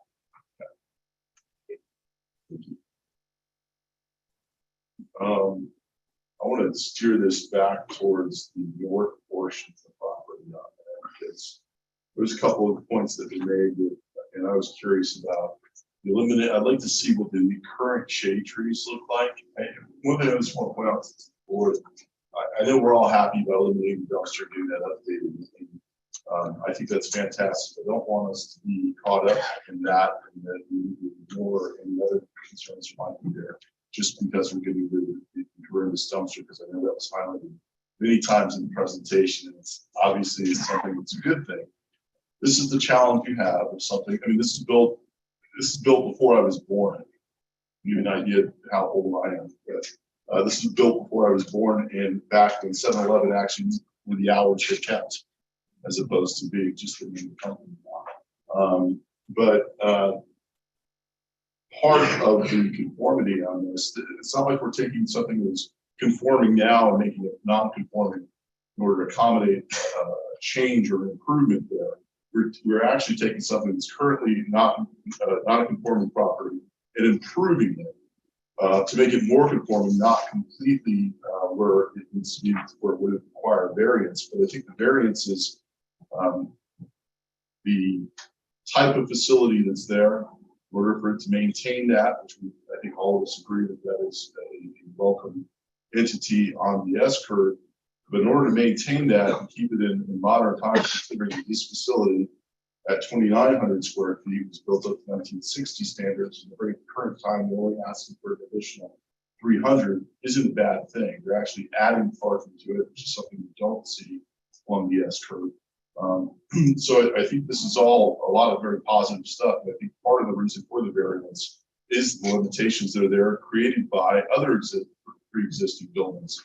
So the limitations are there in order to warrant this, but I am curious about the back of the property, the shade trees that are there, and moving to a palm tree approach and a wall in the back. I think there's, at the beginning, if you go to the beginning, there's a parcel right here. Okay. This isn't really a great shot. This is Heidi Davis again. All of the trees that are located in this picture are on the neighboring property. There aren't any shade trees on the 7-Eleven property. So that tree's not going to be removed. That's correct. That's We're what I not- thought. we're not That's what I was removing confused it. about. Correct. Yeah, that's what, yeah, because we had a better shot than the aerial. on Yes, this the phone. aerial that, I mean, Yeah. I'm looking on my phone. I mean, from what I understand, there's no major tree removal that would be on power problem. Yes, for the record, please. Yeah, from my understanding, now this picture, a little bit different than what you get on, if you look at your aerial on your phone, but, you can actually go into the parking lot of the neighboring parcel and see that those trees, the actual bases of the trees are not on our property. It's more of the canopy from those individual trees, that is there, so. Okay. So where would the palm trees be added on this parcel? So basically, there's a 6-foot wall there right now. So you can probably see it. There's a little white. Right. You can see the white. It will be in front of those. Okay. So In you front of the will, wall. so you will have the wall. What's there now? Nothing. Nothing. Okay, Correct. so we're actually adding trees on this property there. It might not be complete shade trees, but they're palm trees. Correct. And they'd be staggered. So it would be like one here, one here, one here, one here. So it would be- And the wall, you said about the completion of the wall, where does the wall begin and end here, and what would it be at the completion of this project? I believe it starts at the northwest corner. And what did you ask me? Where is it going to stop? You said right now it's not It a stops. complete, it stops. Correct. So the northeast corner is not complete and it will go complete across the It will whole go entire complete. block. Yes. Okay. All right. And that doesn't give you an issue when it comes to an exit at the back of the building with fire. No, exactly. If you go back to the site plan sheet, if you want to go scroll down a little bit. Right here. So you can see there's a little cloud in the back of that. Okay. That's where the exit from the building will be. There's a sidewalk right there, and that's where we got. The wall you can see would be on the backside. Excellent. Okay. Thank you. Appreciate it. Okay. Commissioner Parnas, did you have a quick question? No, I'm just gonna make a motion to approve. Before you make a motion to approve, sorry, I'm gonna ask a question. Ms. Fox, can you come back up here for a minute? You know, I had another question too, so thank you. Well, my question to you is, what is your question? My question is, on the slide that you just set up, where is the dumpster going? Is it going? There is not going to be another dumpster added. It's going to be an existing dumpster behind Island Water Sports. And so what's the effect of the environment or the property that's north There's of nothing going to be, that with increased? we're just going to share the I know, dumpster but the space. dumpster, the That's what we talked about. If there's an issue with any overflow or anything like that, we can increase the amount of pickups on there and make sure there isn't a problem. so odors and creatures and all that kind of thing. If there is an issue, As it can be neighbors. addressed. We have ways to remedy that a lot easier. Okay, that was my question. No problem. Okay. Thank you. That's the only question I have for you also. Okay. We have you're gonna make a motion? Motion to approve. Second, Mary. Second by Vice Mayor Hudak. Okay, roll call, please. Commissioner Drosky, Yes. Commissioner Parnas, Yes. Commissioner Preston. Yeah. Vice Mayor Huda, Yes. Mayor Gant. Yes. Thank you. Okay, we are now at the public comment portion of tonight's agenda. Persons addressing the commission shall state his or her name and address and may speak for 3 minutes unless extended for 1 additional minute by the mayor. This is the time for public comment on items that are not on the agenda tonight. If you have a comment on an item that's on the agenda, the time to do that is after the title of that item is read into the record and the public comment portion for that item is open. Reminder, no comment shall be made related to the personal life or personal qualities of any person. No language which would offend persons' ordinary sensibilities shall be permitted. Thank you. Mr. Lubin? Thank you, Mayor Gans, Commissioners. My name is Michael Lubin, 16 Little Harbor Way in Deerfield Beach. I am making a formal request for a decrease in construction hours in the residential area. Right now, we have in Little Harbor alone 5 homes being built, and 4 have just begun. There's also a dock that's being built. The hours of construction per city code is from 7 to 7 Monday through Friday, and from Saturday from 9 to 5. Most of the time, quite frankly, the construction stops at about 5 o'clock in the afternoon. It begins, people moseying on in the morning at about 6:30 a.m. And you could hear some noise, but basically construction starts at 7 a.m. At 5 o'clock, it pretty well ceases, but periodically and somewhat often, it goes to about 6:30, 7 o'clock at night. That is when a lot of residences eat outside. Children are playing outside after school. And of course, you have the serenade of construction noises of heavy equipment, chainsaws, hammers, saws, etc. So I'm going to request, and also in District 2, I know Commissioner Preston, you don't have a major construction site going in your area where the residents are used to peace and quiet, and construction noises permeates all throughout the area. It's not just a little couple of blocks. You could hear it for at least a good half a mile everywhere in the neighborhood. And that's a disruption of quiet time, of community time, of family time, of just quiet residential time where you can enjoy yourself and playing outside. So I'm requesting perhaps that construction hours realistically are from 7 till 5 o'clock, Monday through Friday, which seems to be what most construction stops at. I know the people from 7-Eleven said their standard construction hours are from 7 to 3:30, and from Saturday from 9 o'clock till 3 o'clock. If it's from 7 to 7, that's a 12-hour day of construction. That's a little bit excessive, I think. And on Saturday, the one other time that's decreased, there would still be 6 hours of construction from 9 o'clock to 3 o'clock in the afternoon. And of course, Sunday is peace and quiet. So that's what I hope, that we could have some quiet enjoyment of our property. And remember, we're not just another pretty beach, we're Deerfield Beach, and I think we can do better by our residents. Thank you. Thank you.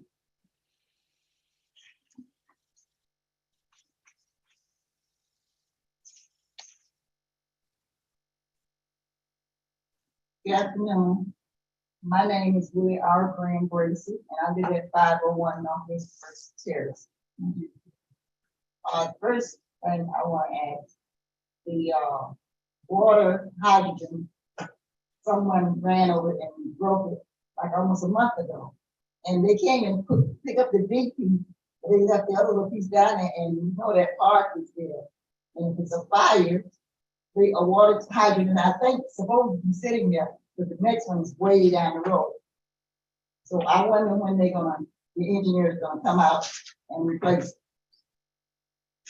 And the second thing I want to say, when they designed that piece out there by the railroad track, I think they put that piece too far back, because in 3 days they had 3 accidents. Time right here by the city hall. You know, right there where they put the train track in. And they just put that long, that long border down there. And I see a lot of cars turn, and they knock the sign down, that big tall sign, they knock it down right out there by the road. And then they had car pieces laying right out there. But I passed by and see it, because I come down that road. So I wonder why they put it so far back, because a big truck can't even much turn to go across the railroad track to go to down that way. You know what I'm talking about? Right here. I know the intersection. On Eller? Yeah, you know, right here when it had the railroad track closed down from the 19th to the 23rd of Yeah. December. And they extended that piece out there to protect the, I guess, because of the train. But now they had 3 accidents in 3 days, because I watched it. Car pieces were laying down there. They had a big sign up there, and the sign was knocked down. And the sign is still not put back up. Thank you, man. Appreciate that. Thank you, sir. Yes.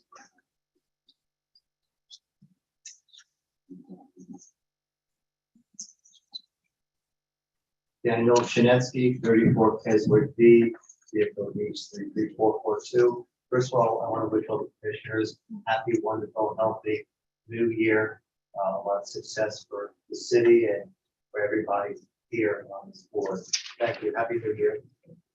I just want to put in my input, my 2 cents for the referendum, the March 23rd referendum that will be presented to Deerfield Beach voters concerning the selling of the property formerly owned by FAU on Southwest 10th and I-95 to MBA Development. I just want to give in my input.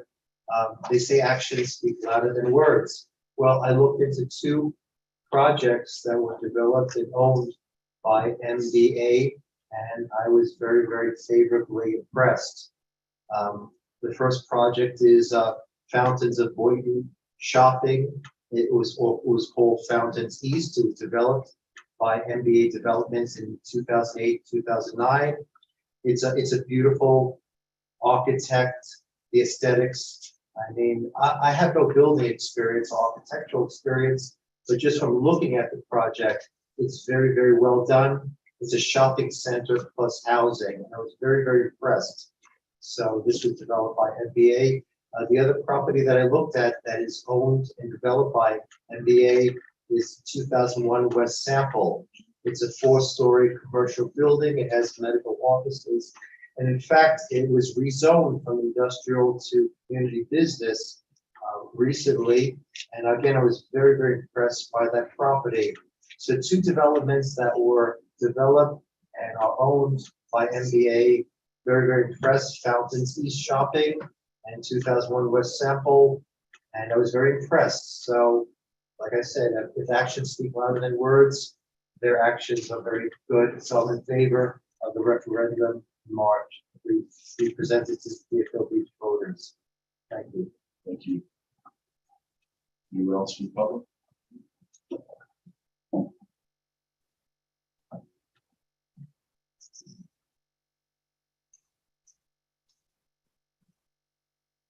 Bill Galster, 1102 Little Harbor Drive. This is not the subject that I think I'm very good at doing, but I'm going to voice a comment and a complaint about 6 Little Harbor Way. It was a single family resident.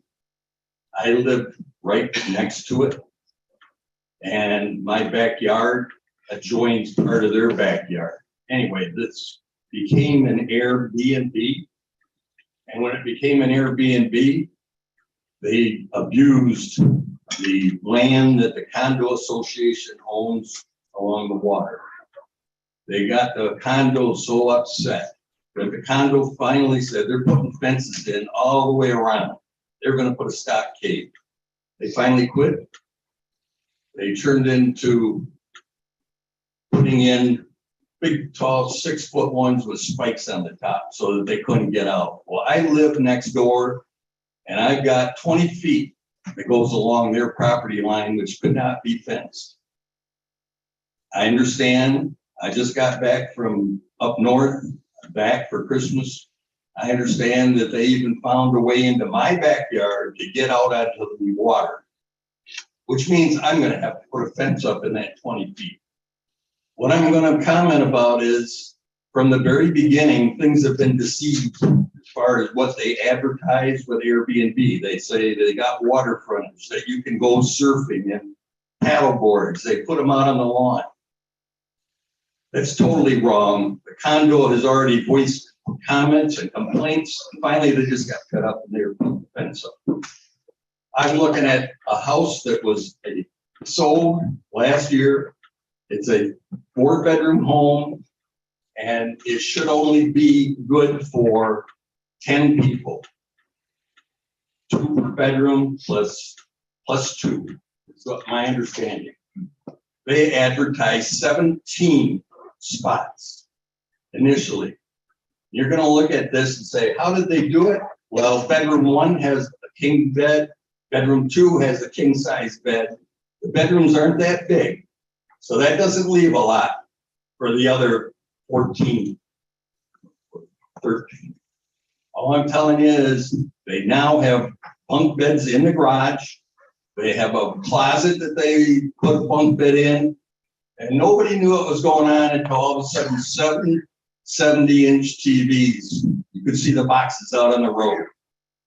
I'm looking at it. I live next door. They just built a swimming pool adjoining my lot. And they're coming through into my yard. And that's trespassing. All I'm saying is, who's looking at the number of people in a house and how can you possibly allow anything more than 10? I talked to Lenore Graber. She said, I can't do a thing. And I said, go look at their garage. I can't do that. Go look at the closet upstairs, 2 bunk beds in a closet with a 70-inch TV. Go look at it. Well, she can't do it. I went away, now I'm back, and the fence has just gone in the last month or so. I'm not very happy having to walk out there and look at it, and I know none of the neighbors are happy with all the noise. They had a bus pull up with 20 to 30 people the other night. It's got too many people. It's advertised as a fraternity party house. But how do you go ahead and allow that to be, that they can open up a garage and put storage in there? No, they put bunk beds in there and a closet with bunk beds. You can take a 2-bedroom home and make it good for 40 people. All I'm saying is somebody's not doing the job. Bill, They have to be cut. Sir, your time is up. I'm happy to talk to you about this after. So. That's no problem. I just wanted to voice the initial complaint. No, I appreciate it. Thank It's really sad. I just want to Can we wait till we have everybody? Do that? That's okay. Peggy Ross, 103 19th Avenue. I still love Deerfield. Northeast Second Street. The light bulbs are all out. It's really, really dark. And going over, I think last year I mentioned this, if you go over the bridge, a lot of those light bulbs and lights are out. If you're walking from dinner at the Cove back over to the island, there's a section. Thank you. Anyone from the public? Close it to the public, please. Vice Mayor Hudak. I do appreciate you giving me a second on that. I am extremely frustrated with that. The other day, I was given an email that showed a school bus with a football team that was being allowed to stay at that place. Not only did I call BSO, but we also called code enforcement, and both said there's nothing that we can do. I've also sent this up to Chip Lamarca, who is our state representative, with photos, because this is something that is really adversely affecting our neighborhoods. And we as a dais are doing everything we can to try to stop the proliferation of all of these Airbnbs. Unfortunately, our hands are tied, and all we can do is ask the residents to also reach out to our state representatives, because Airbnbs are regulated by the state. They're not regulated by the county. They're not regulated by the city. The only thing we can do is if they violate a noise ordinance, ask the residents to go call BSO or call code enforcement. Mike and I have worked on these in Little Harbor for at least 2 years now, trying to find solutions. The only thing that we have been able to do as a dais, and something that I proposed and did, was we increased the fines for all of these repeat offenders. I believe it's now up to $1,000 a day, if that's correct. That's correct. Yeah. And that's the most that at our level, at the city level, that we can do. I understand your frustration. I have an Airbnb behind me. I have one just to the south of me. So I do feel your pain. Last year, there had a high school party with over 200 kids in the house next to me that I had to call BSO for. And I'm as frustrated as you are, so I understand your frustration, sir. And we're doing everything we can to try to stop this. Thank you, Mr. Mayor. Thank you, Commissioner Parnas. There's one way to stop it, and you have that power. Our hands are tied because the legislature passed a bill that restricts us from doing anything about Airbnbs. Well, How do they legislation? go about Excuse me. That's really the big question. They advertise it right now. Excuse me, sir. Back it off. The answer is that the legislature over the last few years, forgetting about party, this is not political, but you have a right to elect people that have you in mind. They pass the legislation taking the power away from the counties and the cities to regulate Airbnbs. We have no power. You want power? Get a hold of your legislature, tell them you're not getting reelected unless you do something. Whoever he is, whoever you can reach, because that's the only way it's going to change. Tallahassee has been trying to take away the power from every city in the state. There is no more home rule unless you do something about it, the voters. If it's an important issue to you, get behind change. If that's an issue, and it is an issue, and our hands are like this, handcuffed. It's the only way it's going to change is if you, the public, have had enough and want to do something about it. Commissioner Preston. I just wanted to echo what my colleagues are saying, sir. But don't stop calling us. You call the city. If you have an issue, you just keep calling because we understand. I have one directly across the street from me, directly across. At 4 o'clock in the morning, an Airbnb personnel that live in a house try to break into my house. beating on the doors. Let me in. So I understand where you're at and how you feel about this situation. It doesn't mean that the people that sit here don't have any sympathy, because we do. Okay, we understand, and you know, just understand that we are our limit, but we're here to help you. If you want to call us every time that situation, we will be there for you, and we stand with you. I didn't even know what to do. You have someone beat on your door at 4 o'clock in the morning, and saying to you, "Let me in." That'll wake you up, because it did me. But then I was told, not really anything we can do. Are you serious? So it's a tough situation for you, sir. But the people from the city of Deerfield Beach, this commission, BSO, and all of the other entities that are involved are there for our residents. And you can take that to the bank. Unfortunately, it doesn't always work out the way you would want it to, the way that we would, because of the state. And Commissioner Parnas is right. You know, the change is not at this level, it needs to occur at the state level. Thank you. Just a couple of things. One, we make sure staff does address that damaged water hydrant, and if we can get with Ms. Tracy, find out exactly where that's located at, and also with this new issue with what is being created over by the railroad tracks, we can address that. As far as the building construction, I'm surprised to see the hours to be lessened in the evening and not raised up in the morning. That to me would be the area where I figured we would make a change if we're considering a change. I don't support lowering it. Kids get out of school at 2 o'clock, so there's 3 hours where there's noise there, there's construction. Most of the time they don't go that late. The early morning hour in residence is something I might be open to, but reality is you shorten the hours of construction, you lengthen the time on the project overall. So certainly that can be problematic. And there are certain neighborhoods that are more affected than others. And I would say Little Harbor is certainly one of those that is affected by this, because there seems to be a lot of tear downs and new construction put in.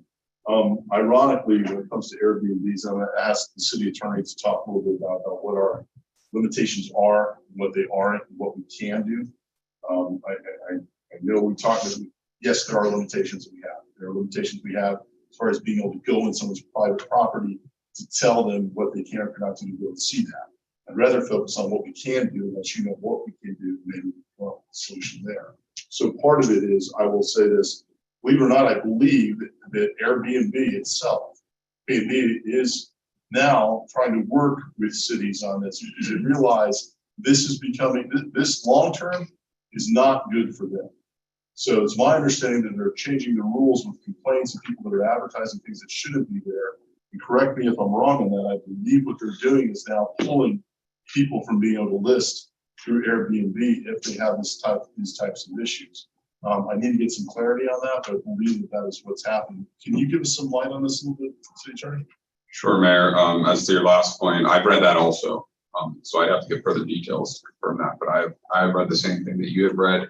The commission is accurate in terms of the state law that significantly limited local governments, including cities and counties, ability to regulate vacation rentals, as the broader term is used, within their local jurisdictions. We cannot prohibit them. We cannot say you can't have them in a residential neighborhood. We cannot limit the frequency of those rentals. And essentially, from a code enforcement perspective, we have to treat them like other residential units. Now, with that being said, if they violate our code, then we can enforce our code. We can bring them to special magistrate. The special magistrate has the authority to impose fines on the property, which could ultimately become liens on the property. And with that being said, I'm also willing to talk further with staff about your particular issue to see if there's anything else that hasn't been thought of yet with respect to code enforcement. We do have a required registration, and part of the thing is when they advertise something that exceeds capacity that's there, that's usually something that helps us out. When you go through and look at the listings that are in our city, we can pinpoint areas if we say this exceeds what can go in there. There are so many to keep up with, though, it becomes problematic. Obviously, you put this property, you and others have put this property on notice to us to make sure that this is something that's watched far as the trespassing their property, that's something the BSO can immediately act on should that take place. Should you see that. So we can work on that, try to get some of that addressed in the immediate. What my colleague said is correct. We have to start talking to Tallahassee and make them understand that this open for business policy when it comes to vacation rentals is damaging to our neighborhoods. So we need to do something where we can put in some reasonable powers to the cities to be able to put some controls in place to be able to protect our neighborhoods from these things. Because with the pricing of houses now, people that come in, they're looking at them, we're buying them up. We are one of the most affordable beach towns in the entire state of Florida, certainly in South Florida, and we're the best beach in South Florida. So people are going to come here, buy up these properties, and make it more of an investment as opposed to making it actually a residential home, which is what they're here. So hopefully we can get some changes made up there. But in the short term, let's see if we can work, we try to get some changes in that. And give us a call anytime. Like my phone number's on the website, give me a call anytime. I think we addressed everything. As far as bulbs being out, this is a problem that we're having throughout the city. Some of you may remember a few years back when backflow preventers were being stolen from places of business and public access points. The new thing to steal now is wiring out of the lighting poles, believe it or not. That's a very common thing. We are replacing them, putting them in, and having them stolen almost immediately, from what I understand from our city manager. So that seems to be new. I guess you could say a crime du jour. It is very popular now to take those. So we're trying to work on that. It's very frustrating. We do have other spots that are missing as well. But thank you for keeping us informed of that. We'll see if we can make sure that we stay on top of that, trying to do that there. I think that addresses all of the issues, and thank you, Mr. Shinesky, for your comment. Okay, we are now at consent board appointments. Items 7 and 8 are currently on consent for board appointments. No public care comment on item number 7 or 8.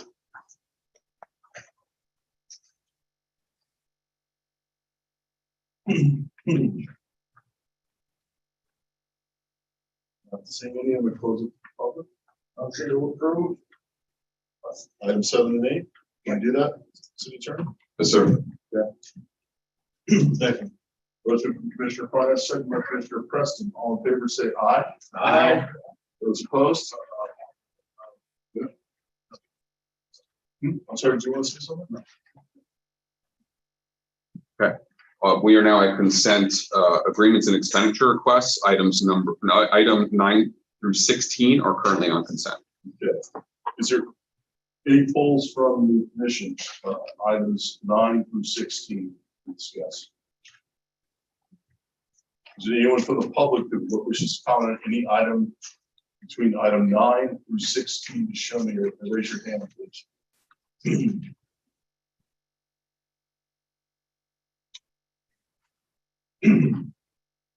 Commissioner Grossi.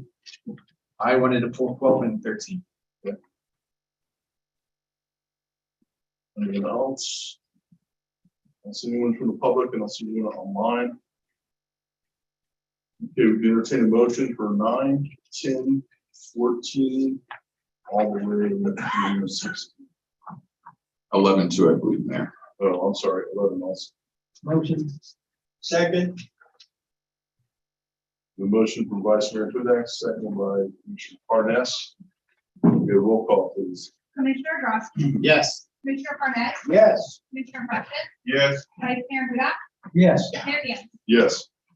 Item number 12 is a resolution of the City Commission of the City of Deerfield Beach, Florida, approving and authorizing execution of a locally funded agreement with the Florida Department of Transportation to fund the construction of a 12-inch reclaimed water main along Southwest 10th Street from Southwest 24th Ave, Southwest Natura Boulevard, with the city contribution of a lump sum amount of $3,871,010, providing for implementation and an effective date.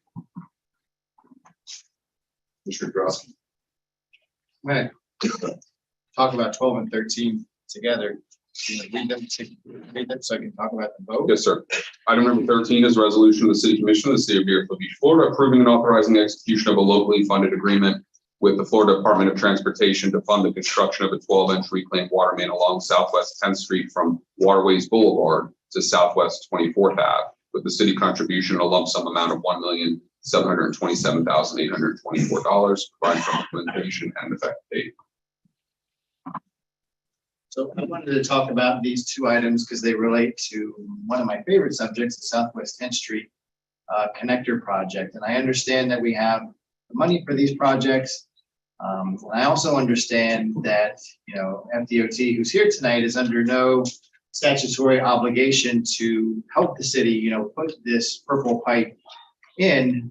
But this is a request, that I've made from FDOT for several years now, that this is not a standard project, that this is not, a project that is like any other, basically in the entire state, that we need to think outside the box on this project. And this is a project that, Deerfield Beach didn't want from the beginning, that there was a lot of opposition to, and that FDOT and the MPO at the very beginning, basically said that, we're going to try and make this a premier project in South Florida. We're going to try and, ease the concerns that Deerfield Beach has and make this more palatable for its residents. And this would be one way to do that. This started off, as a project that was going to have, be depressed, no pun intended, or maybe it was intended, that was going to have a price tag above $750 million and going upwards. Now the price, and I'm using round numbers, now the price tag is around $500 million. So that's a $250 million savings to FDOT along the way. Some of that money could be given back to Deerfield Beach to make this better for our residents. And we're going to get into landscaping issues later on this, but for tonight, we're talking about the Purple Pipe project. So for $5 million or whatever this is, I'm going to be a vote no out of principle. This is something that we need. This is something that we want, but I've been fighting this, we're not fighting, I've been going through this for several years now. And I appreciate what FDOT has done, but I think there can always be more that can be done along the way. So I'm a no on principle. I know we need this purple pipe. I know we need these projects. I know we have the money on our own to do it. But I think it's just something that we need to, I need to just basically, as the lead commissioner from District 4, this is in my district, and just say, hey, FDOT, you can do more to help Deerfield Beach. Maybe it's on a different aspect of the project along the way. But this, we've got to start somewhere, and that somewhere is tonight. Thank you, Vice Mayor Hudak. City manager, do we have any options, any other options? I know that we have been in talks with FDOT on this. I know this is something that you've been fighting for quite some time. What other options, if any, do we have? Vice Mayor, the other options that we have would be to not install this pipe at this time, but obviously as you have the road opened up, you get some economies of scale of installing this at this time. So the cost would be I think it's safe to say that the cost of installation at a later date, first and foremost, would be more expensive than what we're seeing here today, due to the fact that you have the economies of scale of the utility contractor being out there already. The additional cost would also be in the form of inflationary costs when we finally do that. And then, of course, FDOT would not fund any portion of this project at a later date. I normally am locking arms with Commissioner Grosky when it comes to fighting FDOT street. I've been doing it since before he's been in office when it came to this, and along with Commissioner Parnas as well. I will say I'm the viewer. I'm going to go a different path on this. Look at it in a different view. Getting what we're getting from FDOT when it comes to this is something they don't do. They don't do this at all. So for us to even get to a halfway point with them on this, it is a success in my view, as opposed to it being that it's a negative. I do believe part of this reclaimed water is going to benefit areas beyond just the 10th Street corridor. Is that correct? Yes, Mayor. Eventually, as we build out the infrastructure, we'll be able to run the reclaimed water for non-potable purposes throughout the city as we build that infrastructure out. So because of that, I feel that the benefits to the city as a whole beyond the corridor is beneficial for us to at least get to the split the cost, because if they were not to do this, the cost would be extreme for us.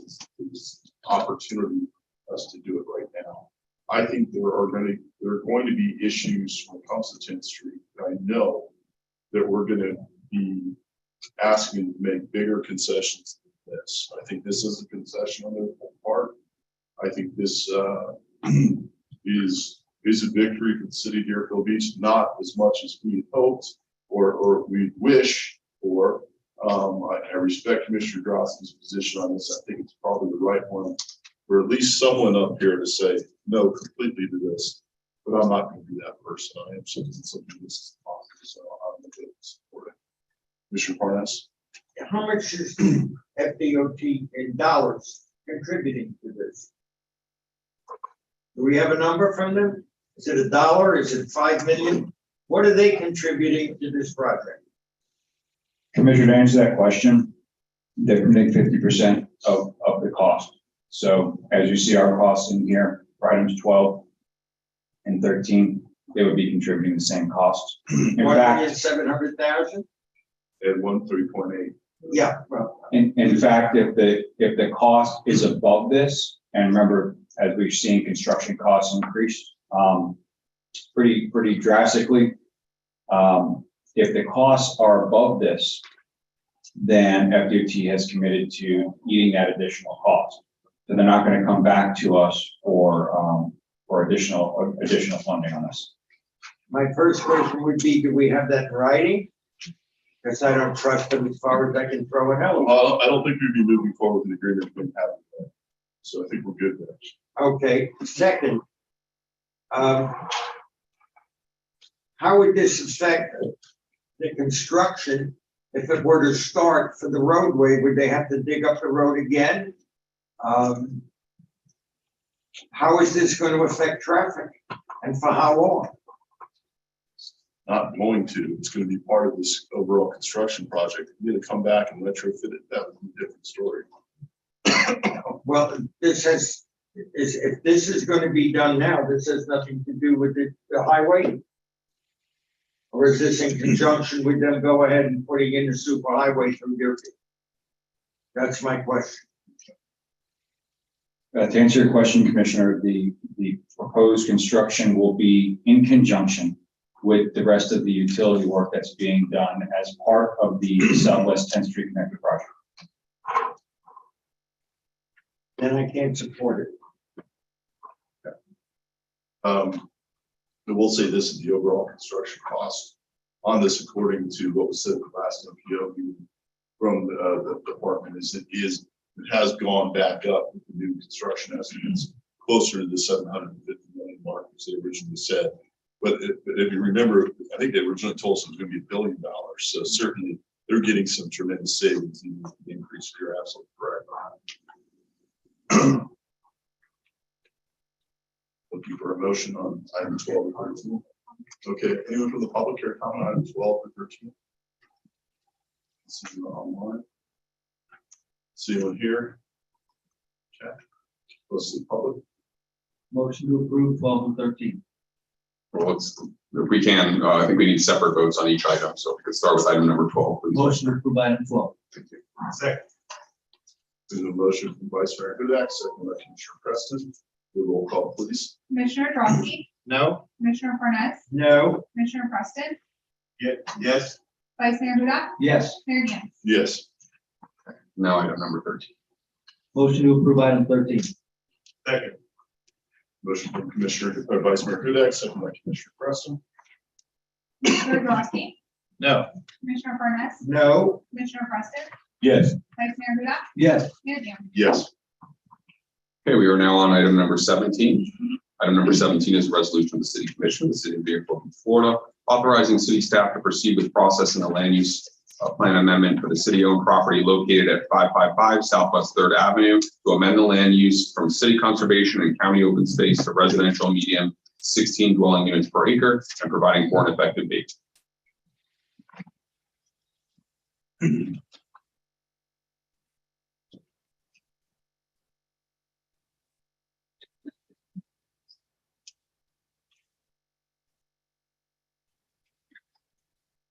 evening, Eric Power, Director of Planning and Development Services, City of Deerfield Beach. So tonight we have two items we're going to speak about. The first I will speak to, and then the second item is related to need for consultant services. So if we just go to the next slide. Mr. Power, do you want me to read the title in for 18? Are you going to be touching on that in your presentation or no? Yes. Okay. Item number 18 is a resolution of the City Commission of the City of Deerfield Beach, Florida, approving and authorizing execution of an amendment to the contract with Lee Robinson Kirk and Associates, Inc. to provide additional services to facilitate the land use plan amendment for 555 Southwest 3rd Ave, and an additional amount not to exceed $11,500, providing for implementation and an effective date. So the city does own a piece of property located at 555 Southwest 3rd Avenue. It's about 1.3 acres of land. And we have owned this land since at least 1974. Currently, the land use is what's called conservation, and I want to clarify what that means. In the 1960s and 70s, anything that was open space was actually clarified as conservation. In the 1980s, mid-1980s, Broward County changed the conservation land use designation to open space. However, the City of Deerfield Beach did not make those changes as well. So the county's land use map shows this parcel as open space. It is not conservation in the way in which you might think about the Golden Sandpine Preserve, which is just south of this property. It is truly just open space. So there is a discrepancy between the city's land use map and the county's land use map. The request tonight, or the question for commission tonight, is whether or not the city would like to move forward with amending this land use from the open space designation to a medium residential designation for the purpose of attracting affordable housing to this vacant piece of land. What would happen is we would propose to Broward County to amend the land use from open space to RM16, which is a medium residential density. That allows for things like townhomes and villas. Does not allow for a 4-story apartment complex. It does not allow for a 7-Eleven.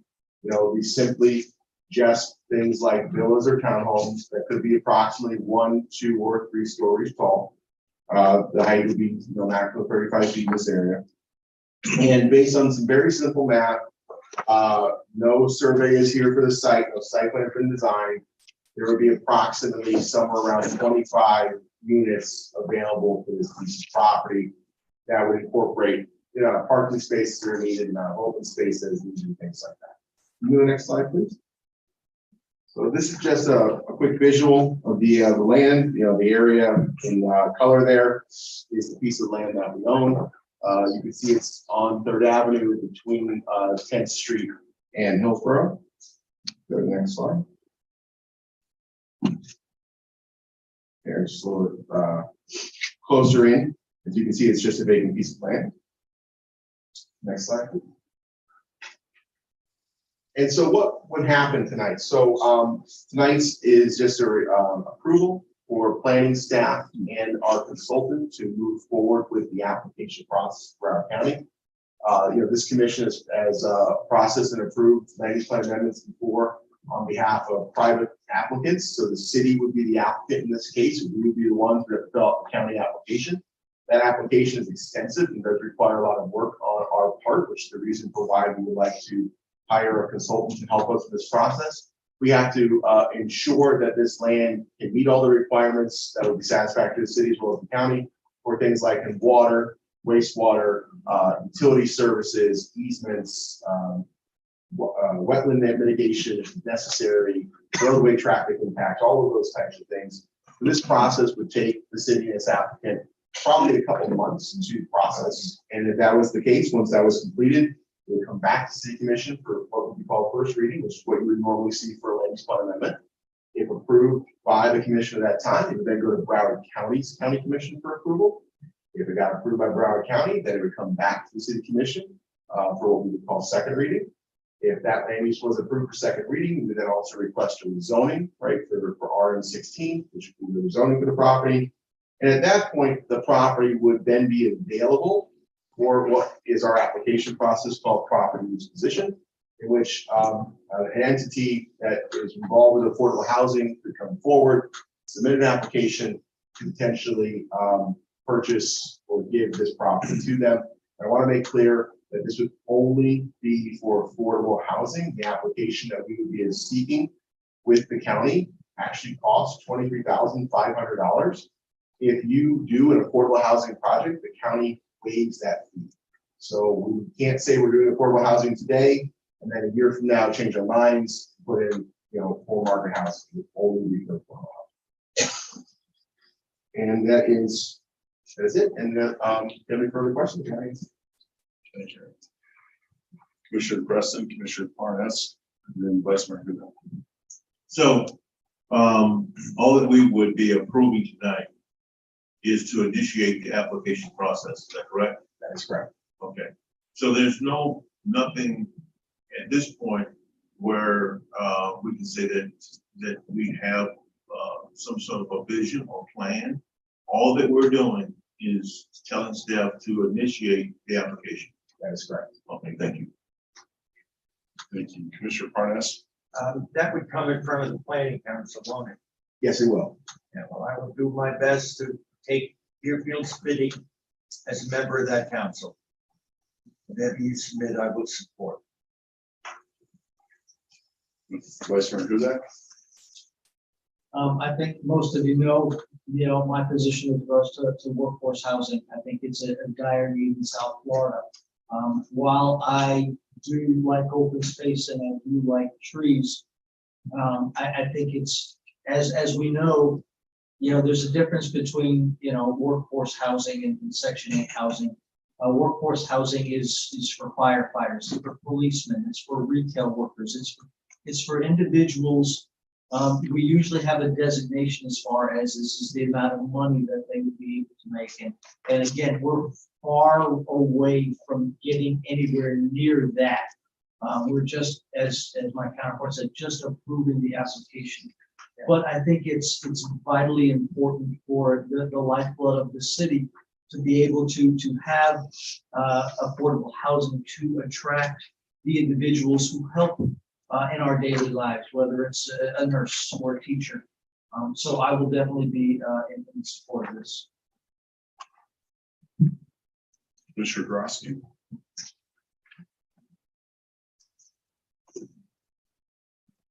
Thank you, Mayor. I will approve going forward with the application process at this time, given the length of time that's involved. I do want to hear more from the community as this process transpires. So I'm not committing to being in favor of workforce housing at the end of the day. If open space tends to be the wishes of the community, but we have time to figure that out. So I'm not committing to what goes there, but I will commit tonight to go forward with the application process. Thank you. Anyone from the public care comment?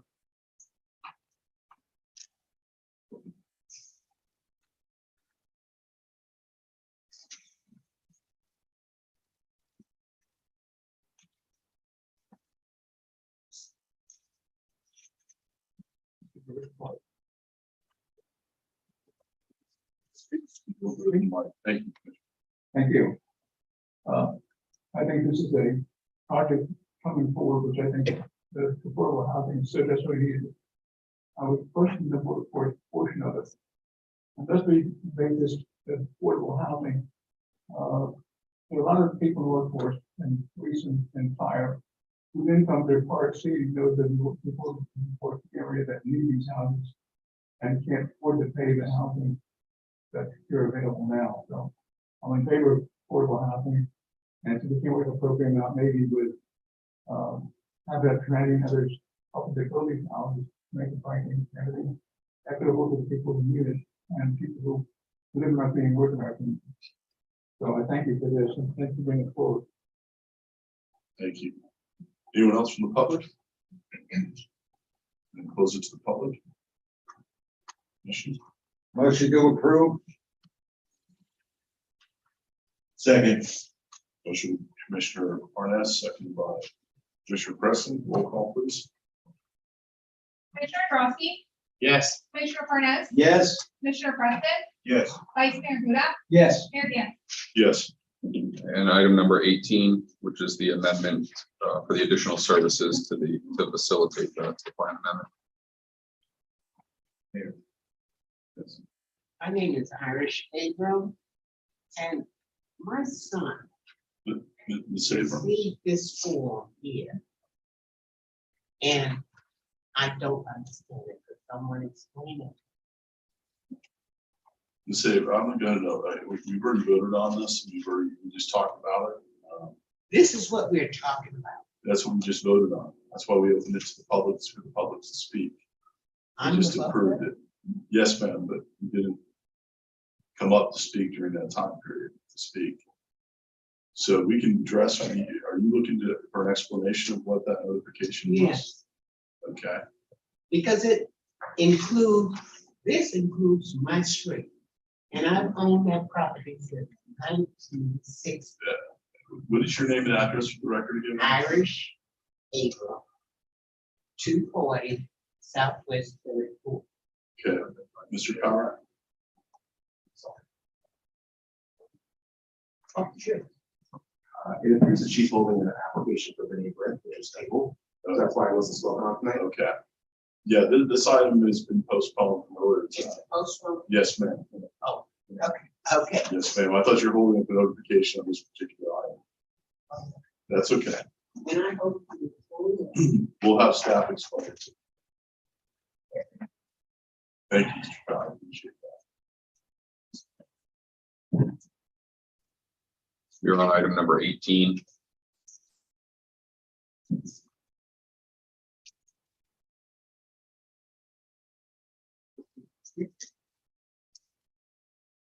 Motion to approve. Is there anyone from the public who care to comment on item number 18? Close it to the public. Commission. Motion to approve. Second. Motion from Commissioner Parnas, second by Commissioner Preston. Roll call, please. Commissioner Drosky, Yes. Commissioner Parnas, Yes. Commissioner Preston, Yes. Vice Mayor Huda, Yes. Mayor Dan. Yes. We're now in comments by administration and legal. I'd just like to wish everybody a happy, healthy, and prosperous new year. And I'll turn it over to the city manager. Thank you, City Attorney. David Santucci, City Manager. I did have one thing on the agenda to discuss tonight. I also have one more item to discuss, and I promise it's no coincidence due to the failure of the microphone. But we will be performing upgrades to the audiovisual system here in the chambers. We were looking to schedule that date so it does not conflict or disrupt any upcoming commission meeting. I will speak to each one of you individually in terms of what that may mean for you in terms of the logistics of the meeting, the need or not need to have a Zoom in front of you anymore. And I think Ms. Judy Wilson will also be very happy with those improvements as the sound quality will greatly improve. But as for the item that is on here for me to discuss, I do want to just touch base with the commission and the general public on where we are with beach renourishment. And as a reminder, we're obligated to do a joint beach renourishment project with the town of Hillsborough as a result of our settlement agreement with them. Staff has been doing a really excellent job, I have to say, with working with the town of Hillsborough Beach and the city of Boca Raton on a new way for us to look at beach renourishment going forward, because we are obligated to continue to do beach renourishment projects with the town for quite some time. And we need to ensure that we have a stable sand source moving forward. So working with the town, the city of Boca Raton, recognizing that they have what's called an ebb shoal, and within their inlet, it collects sand. And so when the sand collects into the inlet, it gets shallower and shallower. And for boat navigation purposes, they need to dredge that on a regular basis. They do it on about a schedule of about 7 years. And so we talked to them and they recognize that they have probably more sand in there, at least this year, than what they're able to put into what they call a beach template, which would be the approved amount of beach per various regulating authorities. And so we've been working with them. Longer story shorter, hopefully, they went ahead and they put out a bid. And they put out a bid for a project that would include the mobilization of the dredge and a pipeline project of placing sand on their beach, the city of Deerfield Beaches Beach, and the town of Hillsborough Beaches Beach. And obviously, the line items within the bid would be enough to meet our settlement agreement. The town of Hillsborough Beach also want to look at an extension of that settlement area going further to the south. And all that to say is that the bid numbers are pretty remarkable in the positive for us. Whereas the mobilization costs total approximately $4 million to bring that barge and dredge that and get the pipeline going. But the sand costs, which is something that is always typically the big number for us, is around $13 a ton, I believe. It's around $13.55, it looks like. Yeah, $13.55. So a typical truck haul project under normal circumstances, you're going to see the cubic yard amount between $50 to $60. Well, in order to ensure that this bid and this methodology, and I'll go into the methodology of the construction project, which is the pipeline, a little bit further. In order to ensure that that cost was a good cost, we went out and we did our own separate bid. That bid came in, and this would be a bid just for the city of Deerfield Beach and the city of Hillsborough Beach. That bid went out and came back with one sole response at a total cost of $22 million. The cost for the cubic yard for a truck haul project, it was double of what we anticipated, around $120. So that project by itself is really cost prohibitive for both us and the town of Hillsborough Beach, in my opinion, a recommendation to the city commission. But going back to the methodology of construction for the Boca bid and what this pipeline would mean, basically you would see the sand being pumped from the inlet and along the beach in Boca, Deerfield Beach, and Hillsborough Beach, and on a pipeline that would be placed on our sand, and they would pump it to the location that they need, and they would spread it out or do whatever it is that they do to place the sand, and then continue on. Recognizing, yes, that is a disruption to our beach. But the actual construction time frame is typically shorter than a truck haul project. Truck haul projects by themselves are very disruptive, where you're going to have hundreds of dump trucks traversing the city's beach area on a daily basis, many trucks on a daily basis, and then mobilizing on this, what we have done in the past, which is the south portion of our beach. And so that area would be completely blocked off for the dumping of the sand. And then from there, they have to haul it up and down the beach and place it there. It's actually a longer construction period. Again, it has its own disruption associated with that. And currently, you have the Embassy Suites who is doing their own construction there too. So that could be a little bit of a conflict. So there's a little bit of background on the bid process, the various construction methodologies that we're looking at. We are against, we don't have time on our side here because once turtle season comes, we no longer have the opportunity this year to get the project done. So we're trying to ensure that we can get the project completed by March 1st or no later than March 31st. We don't think that the entities who would approve the project would allow us to do any construction past that time frame. And then on top of that, we need to enter into an interlocal agreement with the city of Boca for how we're going to distribute the mobilization costs. And what we have agreed to, at least in kind, between the city of Boca Raton, ourselves, and in discussions with the town of Hillsborough Beach to this point, is that we'd be looking at a proportional cost share on mobilization as it relates to the amount of sand that each one of us places on our beach. So the interlocal agreement will be between the city of Deerfield Beach and the city of Boca. Hillsborough Beach will not be a party to that agreement. We will enter into a separate MOU with the town of Hillsborough Beach to accommodate for that relationship that we have with the city of Boca Raton. And it will be probably a memorandum of understanding that sits on top of all the provisions of the current settlement agreement. Within those interlocal agreements and those MOUs, we're really probably dealing with, aside from a lot of, the legalese, and I'm sure the attorneys will want to include in there, we're really dealing with how we're going to deal with payment and invoicing and those sorts of matters. But we're having good discussions with them. I know the city attorney's office has good relationship with both Boca and Boca's attorney and the town of Hillsborough Beach's attorney. He's working towards that. So what does that mean, and why am I telling you this now? Well, Boca is actually awarding their bid, I think today, and then that means that when we come back to the city commission meeting on the 24th, we'll have a series of agenda items for you to memorialize our efforts of beach renourishment. One will be award of the Boca Raton contract. We'll also have the interlocal agreement for the city of Boca Raton. We'll have a memorandum of understanding for the town of Hillsborough Beach, and we'll also have a contract for the construction services from our consultant. So that's all coming.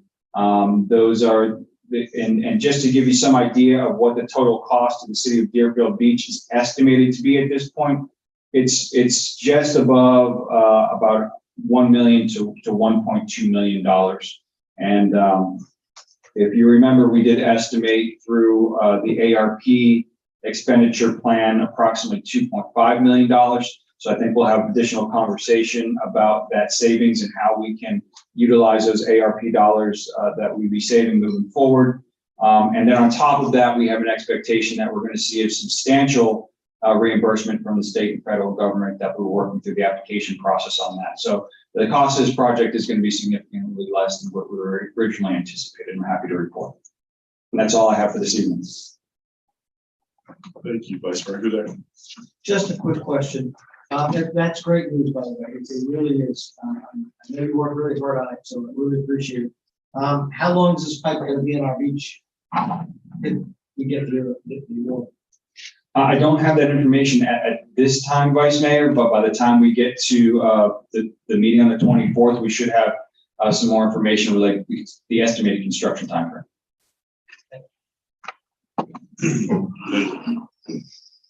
Okay, you are now at comments by mayor and city commission. Starting with Vice Mayor, District 1. Forget me this time. I appreciate it. The only comment I really had is I've got a number of calls from residents with regards to this new credit card fee that is going in place. I believe it's on February 1st, a 3.5% credit card fee. One of the questions that came up, and I'm not sure if it's accurate information or not, was that if a resident showed up here at City Hall and paid with a credit card, the fee was waived. But if they didn't, it was not waived. Can you enlighten me on why that would be? It'd be greatly appreciated if that's correct information. That is accurate. In-person credit card transactions do not have that fee applied. But if they do it through the online system, the fee is applied, and that's just based on the way the credit card merchants apply the charges and through our credit card processing vendor. And the fee is 3.5% no matter what credit card they use. It's not based on whether it's an Amex or it's one of these high rewards cards. It's just flat across the board.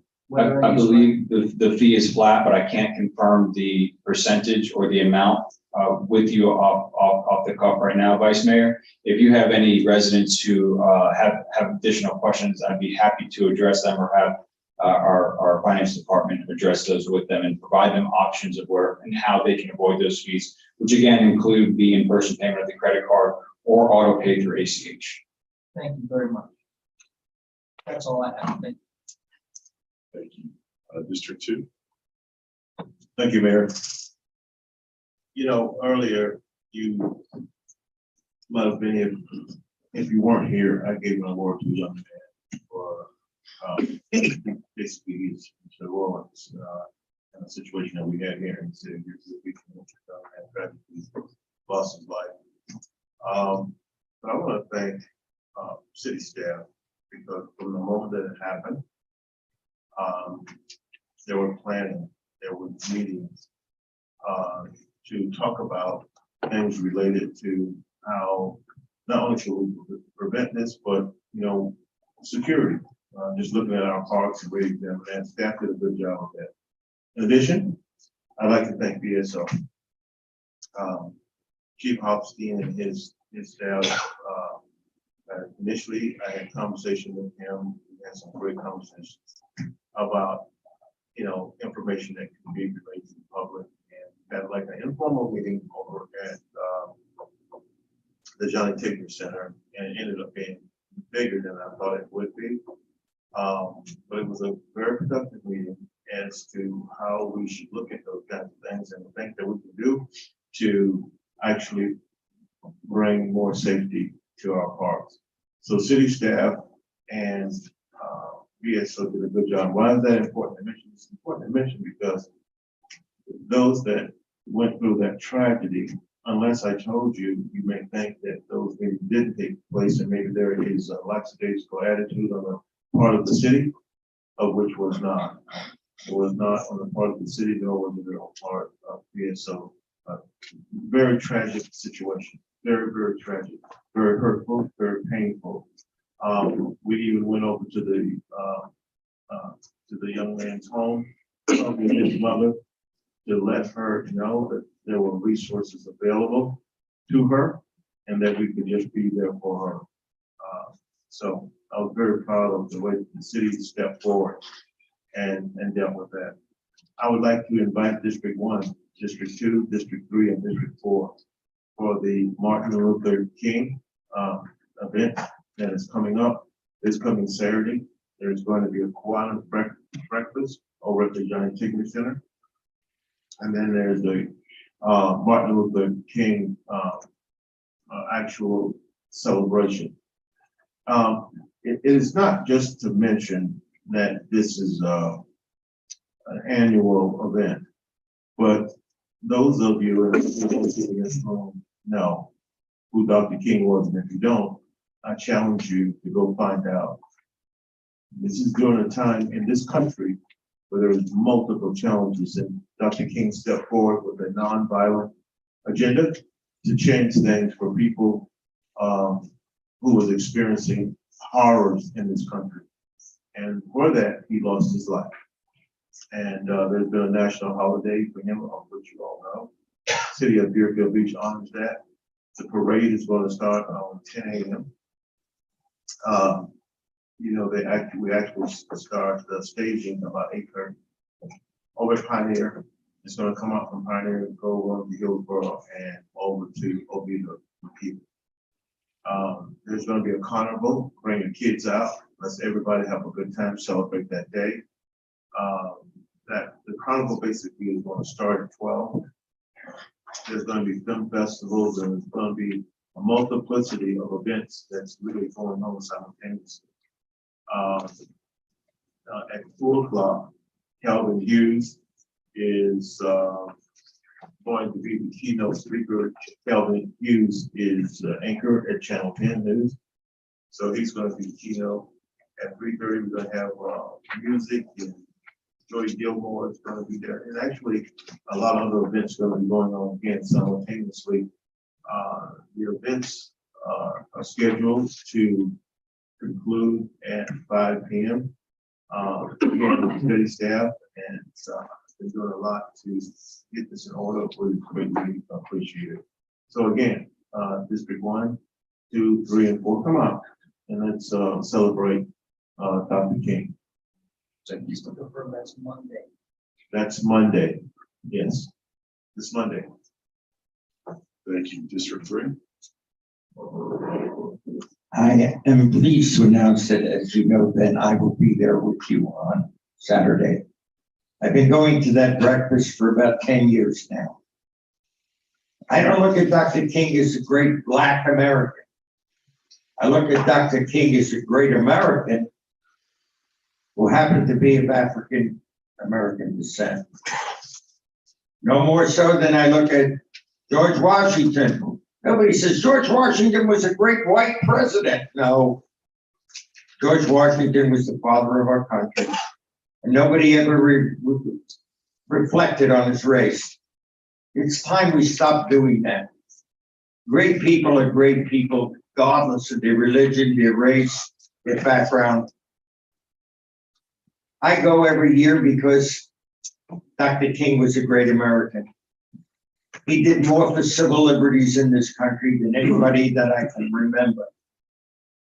And I think that's an important person to celebrate his life. And so I will be there with my family because it's an important event and it shows my respect for a great American. Happy to share that with you, Ben. That's all I have from District 3. Thank you. District 4? Thank you, Mayor. I'd like to first start by wishing my colleagues and the city, including my residents and everyone, a happy new year. This is the first opportunity we've had to gather in 2023. The announcement I'd like to make for District 4 is on January 28th at the Villages of Hillsborough Park. That's a Saturday from 12 to noon. There will be a concert with Brazilian voices set up by the city's cultural committee. I want to thank them for that. And the last item that I have, I wanted to share with you that this past Saturday morning, I had the opportunity to attend the grand opening of Nina's Place in over at Zion. And I went to the sneak preview back in December, but this past Saturday was the grand opening. I couldn't be there early because I had my Saturday office hours, so I had to be there later in the morning. But even when I went over there, probably between, I guess it was like maybe closer to 11:30, there was still quite a line of families to get in. And for those of you who don't know, it's basically I don't use the wrong words, but it's a food shelter that was set up to serve families in need here in Deerfield Beach. And they were, I think they served, I don't know the exact number, but they served hundreds of families that particular day. And what Zion has done in conjunction with Community Cares and other partners in the city, they've reconfigured a room at the church that is basically has freezers in it, has coolers, has cabinet space, and they were making runs, while I was there to get more food because the need was so great. They had run out. They needed additional food, and they were making runs. While I was there, I was actually helping, them restock the shelves while they were there. There was such a great need. This is one of the stories in our city that we don't hear about, that we need to hear about more, that what's going on and how the community and the city are partnering together to serve the residents of our city. And I know Rebecca's team is out there. Hopefully, hint, hint, this will be a story for them to do in the future. But this is really one of those stories that residents need to know what their city is all about and what the members around them are doing. And this is how we help one another. And so I think it was a great opportunity to see that firsthand and the true need that we have right here in Deerfield Beach. The Saturday hours are from 9 to 5. And like I said, when I was still there, the line was still going out the door. So don't be fooled that there is a need everywhere in our city, just as much as everywhere else. So this is just one opportunity, to view that and to know that there's being good done out there in the community. Thank you, Mayor. Thank you very much. Few things. Our underwater camera is back up. It's our old camera. It's not our newer camera. We're working on that still, but we're able to get that back up from the hurricane, so that's a very good thing.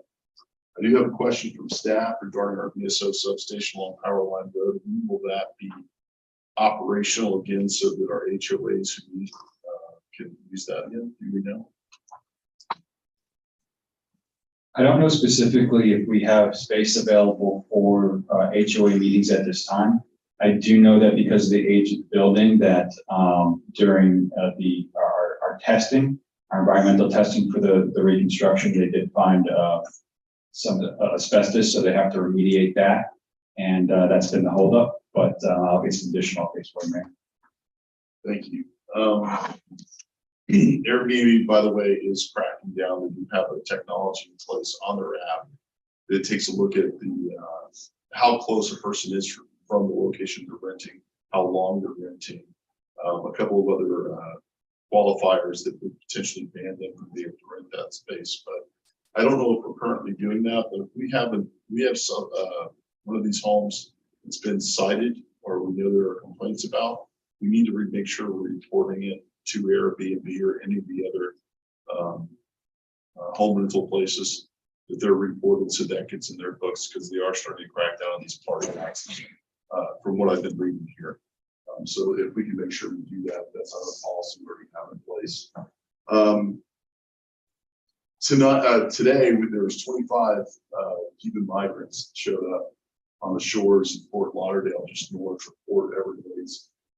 Obviously, we know Florida's been hit heavily by a lot of influx of migrants. If we can make sure that should they get this far north, we want to make sure we have a plan in place on how to handle that. Obviously, we're it's got as far as Fort Lauderdale, so that could potentially happen here as well. Speeding in Deerfield Beach is a massive problem. BSO did a traffic enforcement operation over December. In Tamarack, they had 145 citations. Oakland Park had 148. Fort Lauderdale had 282. Parkland had 65. We had 741 in the city of Deerfield Beach. One, that's a tremendous job. Our BSO in Deerfield Beach can have that many. But two, it also tells you there's a huge problem and it's not stopping even with this enforcement.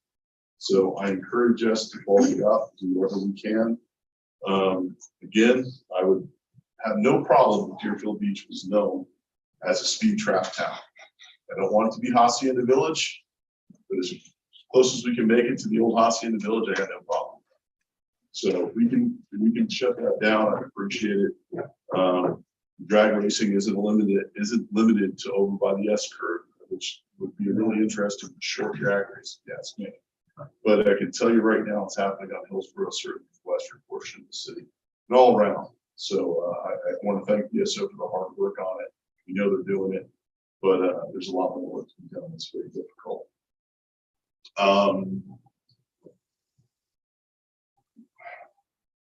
The death of Ricky Ferguson was an absolute tragedy.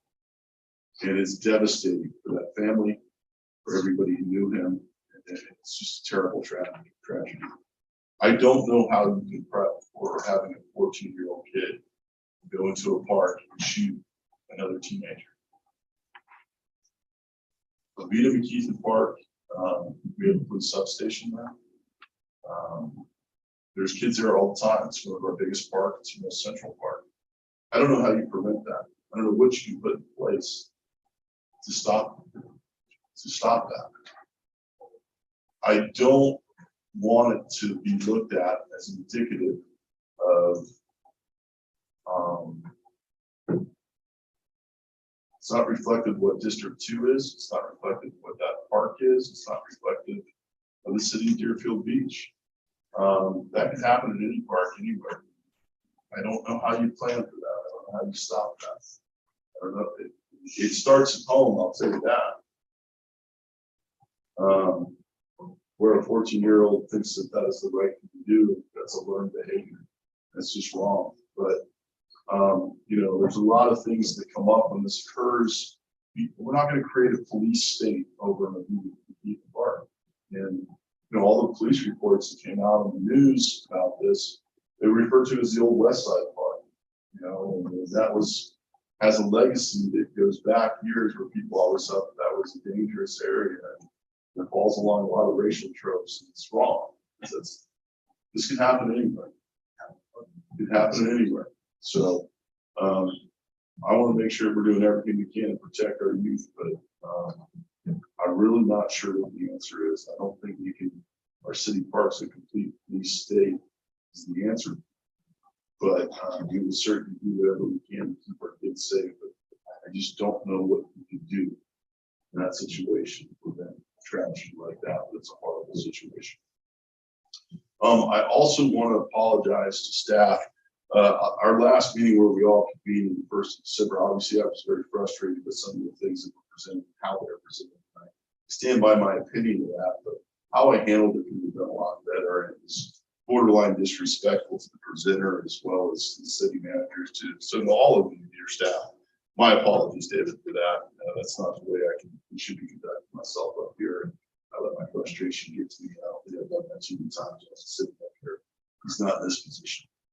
But my apologies for that. So thank you very much, staff. And Horace, thank you. Appreciate that. You did a great job. It wasn't reflected in your presentation, so my apologies if it came across wrong. With that, wish everyone continue happy New Year.